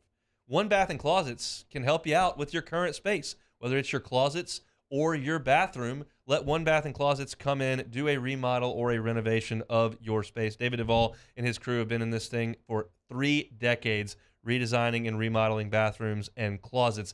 Best part about this is you don't have to call a floor guy, then call a shower guy, then call a wall guy, then call. No, David Duvall's got it all covered at One Bath and Closets. He is your one-stop shop to all of this. If you got a lady in your life, or you just personally want a better closet space, he's got a process to customize that operation just for you. Starts with a questionnaire. What do you have? How many shoes? How many suits? How many dresses? What kind of space do we have? Okay, what do we want? And then he'll take that questionnaire and customize the process for you. If that calls for a total remodel where you're going through and knocking out walls and creating a better, more spacious area, that's great. If you've got enough space, you just want to optimize it or modernize it, he can do that as well. If it's a new closet for you, tell him Hunt and Hill sent you to One Bath and Closets. 30% off. I promise you that is not an insignificant amount of money. 30% off of your closet renovation. And they're not going to be coming back 3 months later, 3 weeks later to fix something that they did wrong. They're going to do it right the first time and leave the competition behind. One Bath and Closets is your one-stop shop for your new bathroom, for your new closets. One Bath and Closets. Check out the website at onebathandclosets.com. In times of need, get a full list of phone numbers, websites, and other important emergency information on the Demco Stormwatch page at 1045ESPN.com. We get it done with strength, commitment, dedication, grit.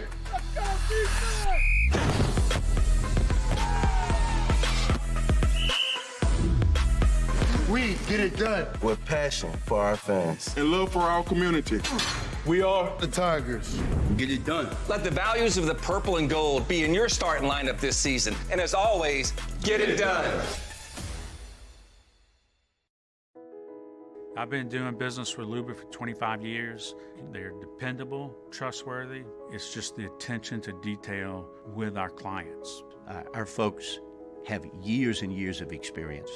They're highly trained professionals, but many companies have that asset.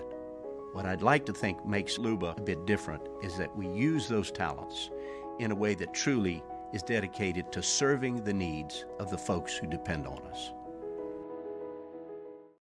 As a community bank, B1 Bank invests in relationships with the people and businesses we proudly represent. Our B1 bankers are here to help simplify the complicated, understand your needs, and make managing your finances easier. At B1 Bank, we offer an array of solutions to help simplify your transaction needs. B1 Bank, one highly personal banking experience. Visit us online at b1bank.com for more information. Oh, hey, what's up? It's Big D and Bubba, 100.7 The Tiger Morning Show. We'd love for you to join us every weekday, 4 a.m. till 9 a.m. Yeah, everything you want in a show. Country music. We got laughs. We got celebrity in-studio guests. We just need you. Join us every weekday morning, 4 a.m. to 9 a.m., right where it all started. That's right. Louisiana's country station, 100.7 The Tiger. ServiceMaster Elite create clean, disinfected work environments. As a local business, we take pride in serving the New Orleans and Baton Rouge areas. Our cleaning protocols follow CDC and OSHA standards for healthcare settings, offices, senior living, restaurants, and industrial plants. Contact ServiceMaster Elite to get your operation ready for reopening with germ disinfection cleaning. ServiceMaster Elite, the trusted choice in professional cleaning since 1996. It's no secret. The best oysters in Baton Rouge are at Jolie Pearl Oyster Bar. Enjoy mouth-watering South Louisiana flavor and oysters from all over the country. don't forget our nightly drink specials.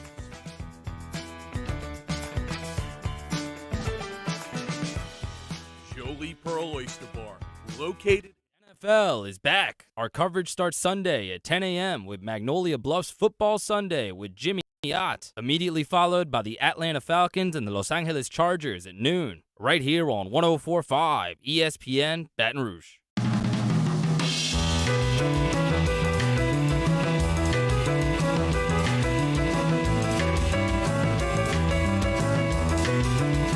Hunt and Hill, 104.5 ESPN Baton Rouge. All right, 30 minutes to go here on a Thursday.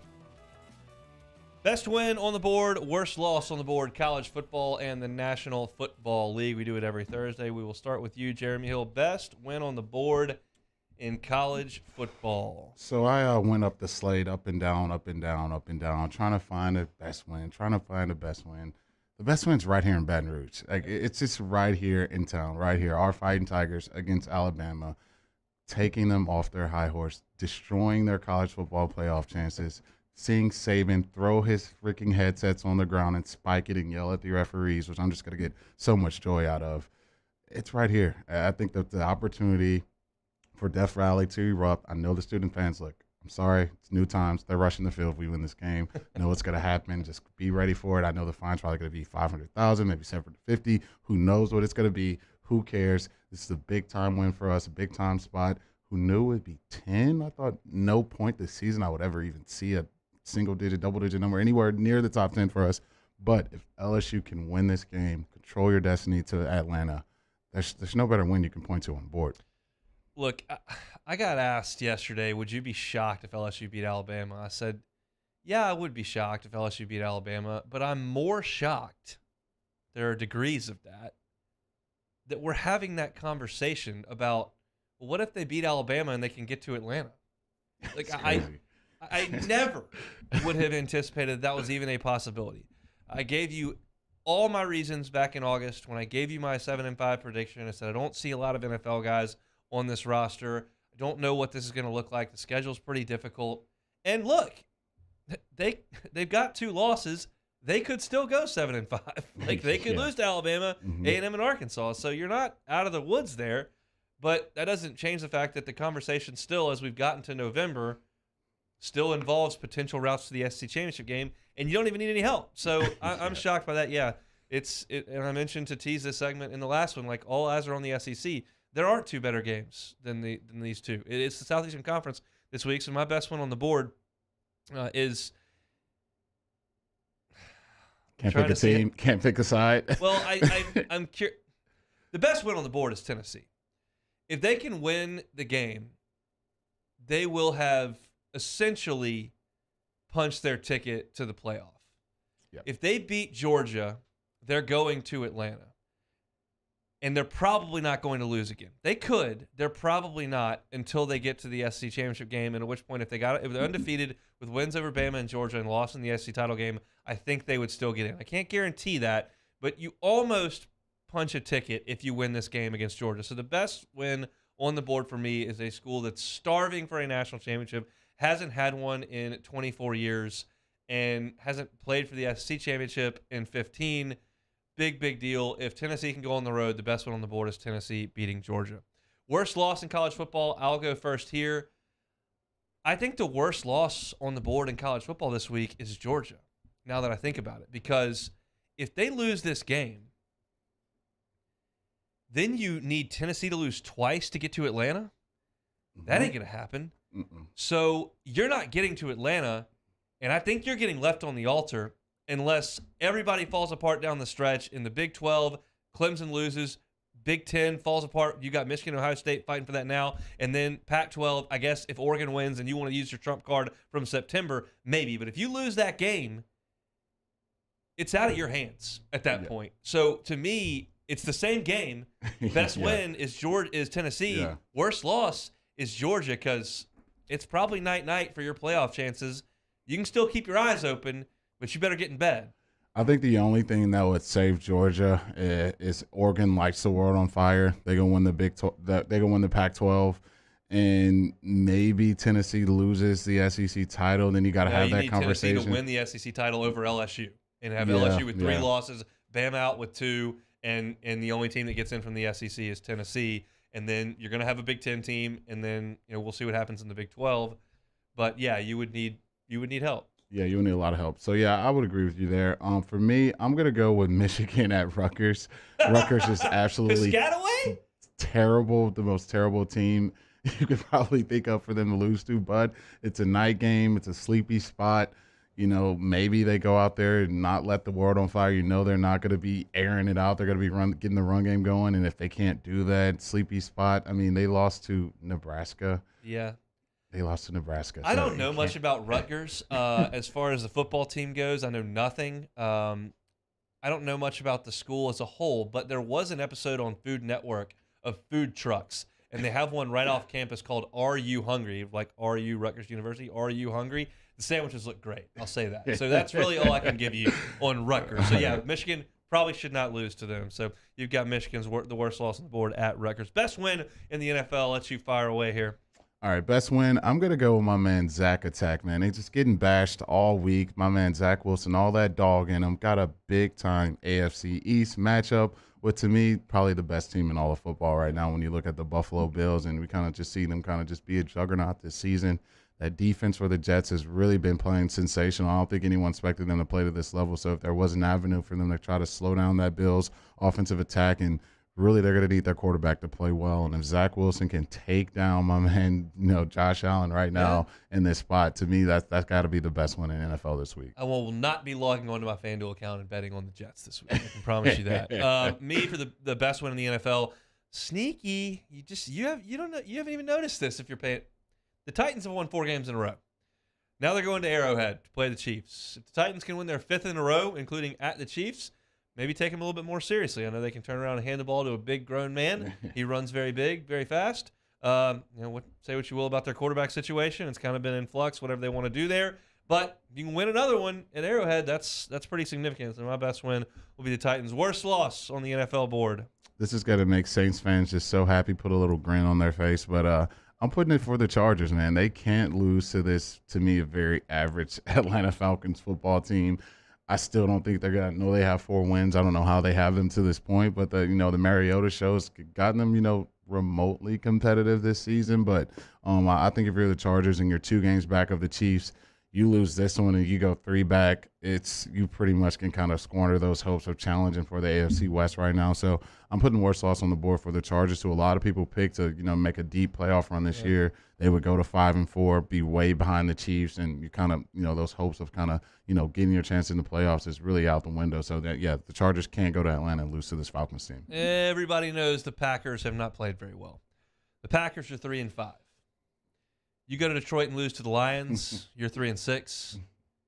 That's not good. And the Packers have struggled to score, and while the Lions have not been good on offense the last couple of weeks, they have shown some ability to run the ball, and Goff has played a couple of really good games. So if you get in a track meet, you could lose this game. And that would be absolutely catastrophic for the Green Bay Packers to go to 3-6, especially the way the Vikings are playing.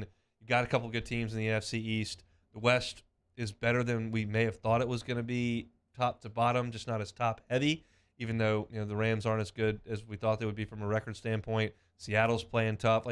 So you can't go to 3-6 and lose to the Lions. That's got to be the worst loss on the board, and I'm not ruling it out, quite frankly.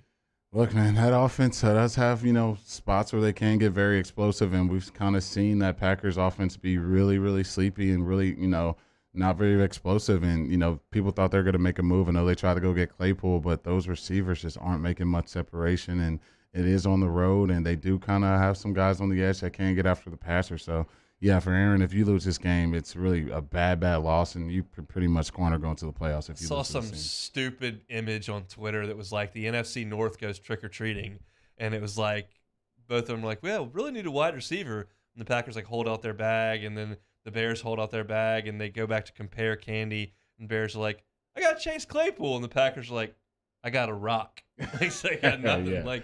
So it's just, everybody thought they were going to try to make a move, try to get something done. They did not. The Bears did, even though they're not very good. But it's Aaron Rodgers and a cast of characters up there who are not playing very good football. That's your best win, worst loss on the board in college football. Really just a pitiful slate in college football outside of the SEC. SEC's got 2 really good games and a couple more that are interesting to us down here. Like, I'm interested in Florida at A&M because both those 2 teams are kind of middling and not very good, and one of them's going to lose again, which is funny to me. But the rest of the slate just not very appetizing in terms of college football. So all eyes on the SEC windows at 2:30 and 6 o'clock. We'll come back, finish up a Thursday show with Take It or Leave It. 104.5 ESPN Baton Rouge with Hunt and Hill. LWCC is Louisiana Loyal, elevating and celebrating champions of Louisiana. I tell you every single day, if you know an entity or a nonprofit that's doing great things, nominate them at lwcc.com/Louisiana Loyal. And if you know a person that's doing awesome stuff, we'd like to tell their story. That's the case this month with Molly Kimball. Yeah, Molly Kimball is a registered dietitian, nutritionist, journalist, and founder of Ochsner Eat Fit. Created in 2013 as a resource for all things wellness, Eat Fit is a nonprofit initiative of Ochsner Health that works to make healthy choice the easy choice through collaborative partnerships with restaurants, markets, and other food service establishments. Yeah, Molly's passion is to help people live their healthiest and strongest lives, and she sets an example herself in doing that. If you go to restaurants around the area and you see the Eat Fit little icon right there on the menu, that's Molly's doing over there with Ochsner and Eat Fit. She's done an awesome job of helping people find the best menu items for them.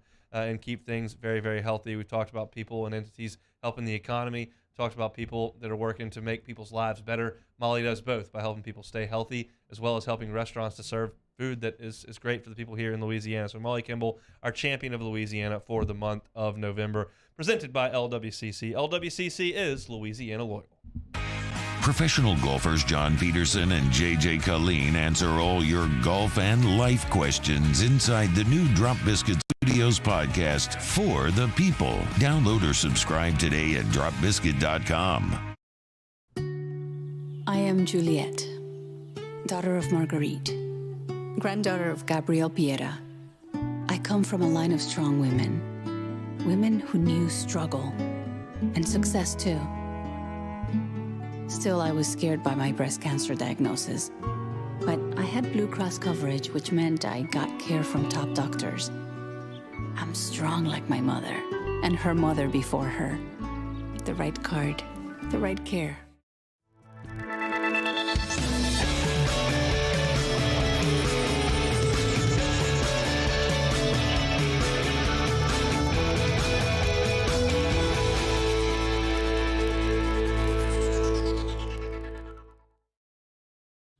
Eli's always been into grilling. It took us a while to see it, but the signs were there. What are you doing, Eli? I knew grilling was my thing. I have been talking about it throughout my career. Happy with the results? I am. Got the new grill from barbecueguys.com. It performed great. My advice, as I always told my boys, do more of what you're born to do. Barbecue Guys, for those who were born to grill. You want cheese on your burger, Pops? I'll take a little cheese. I'm Jay Ducote. I grew up learning how to cook at LSU tailgate parties and right in my own backyard. And I created JD's Louisiana products to bring that Louisiana flavor to you at home for your backyard cookout. JD's Louisiana barbecue sauce, Louisiana molasses mustard, spicy and sweet barbecue rub, and more are available at your local supermarkets or by logging on to jducote.com/shop. Put in promo code CST for 25% off at checkout. Crime has serious consequences, but anyone can make a mistake. If you find yourself in trouble with the law, know that you have rights, and it's okay to demand them. The law offices of O.C. Brown are here to protect you and your rights. Felony or misdemeanor, DUI or drug charge. No matter what crime you're accused of, you still have rights. Let the law offices of O.C. Brown uphold them. Call 225-343-1111. Your law firm for a lifetime.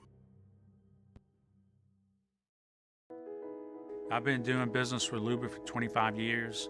They're dependable, trustworthy. It's just the attention to detail with our clients. Our folks have years and years of experience.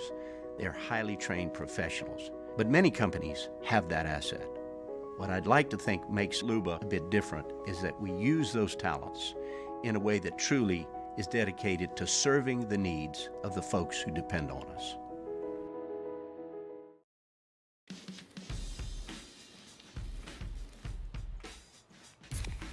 light beer shouldn't taste like water. Miller. Moscona inviting you to join us for Thursday's AFR, presented by the Aesthetic Medicine and Anti-Aging Clinics of Louisiana. Ryan Clark previewing LSU Bama. Mike Triplett talking Saints Ravens, our Fantasy Blitz. Join us, 104.5 ESPN Baton Rouge.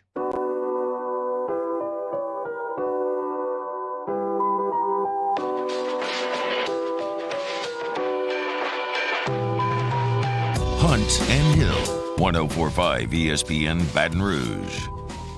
Well, some breaking news on the Twitter machine. Not good news for the black and gold. Not totally unexpected, but not good. Adam Schefter reporting that Dennis Allen says he does not expect Michael Thomas to play again for the Saints this season.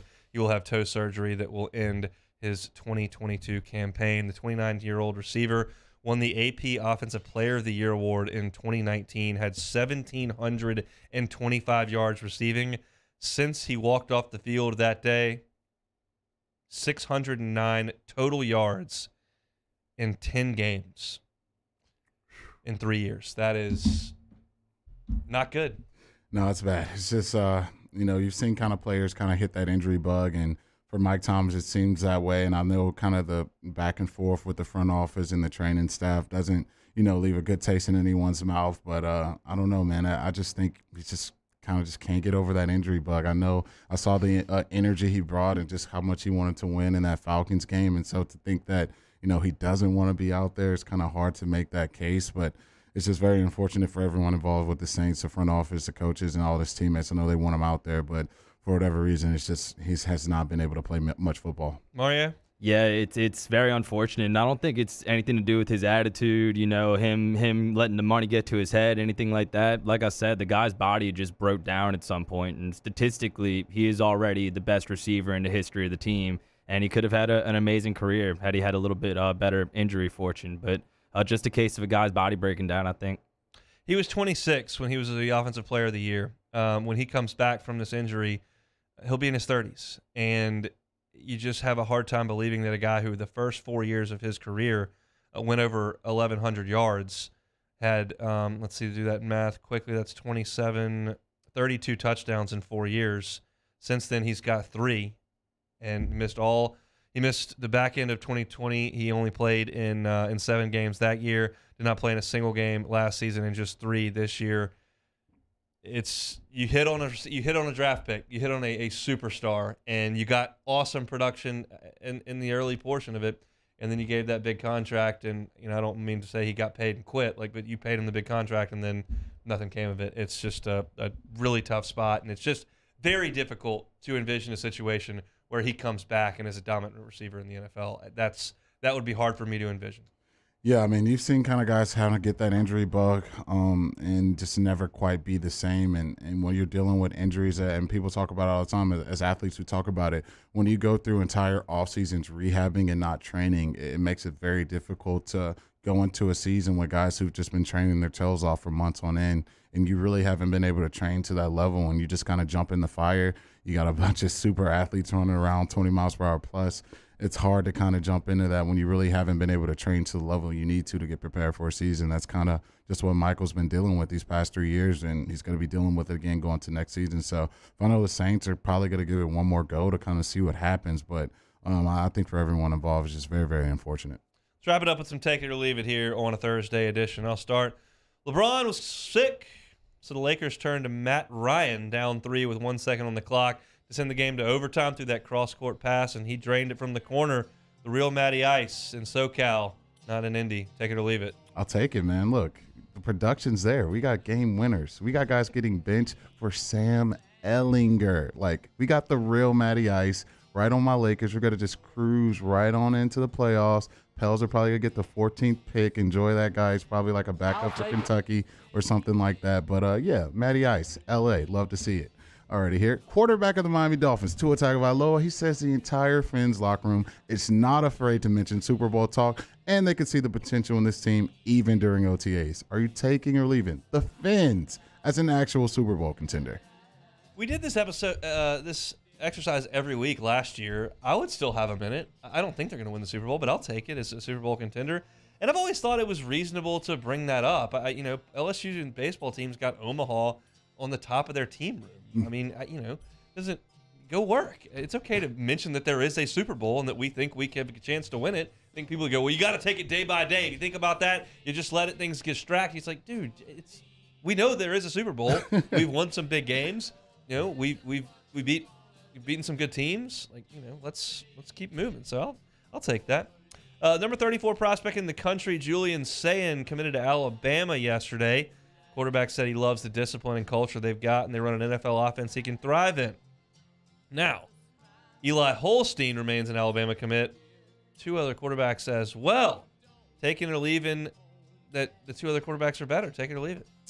I do like saying better. I think he's so I'll say one of them there. So I'll leave this. I think Sayin is better. I don't know about the other guy, and Holstein is. We've kind of seen him kind of take his talents elsewhere when there's some quarterback competition.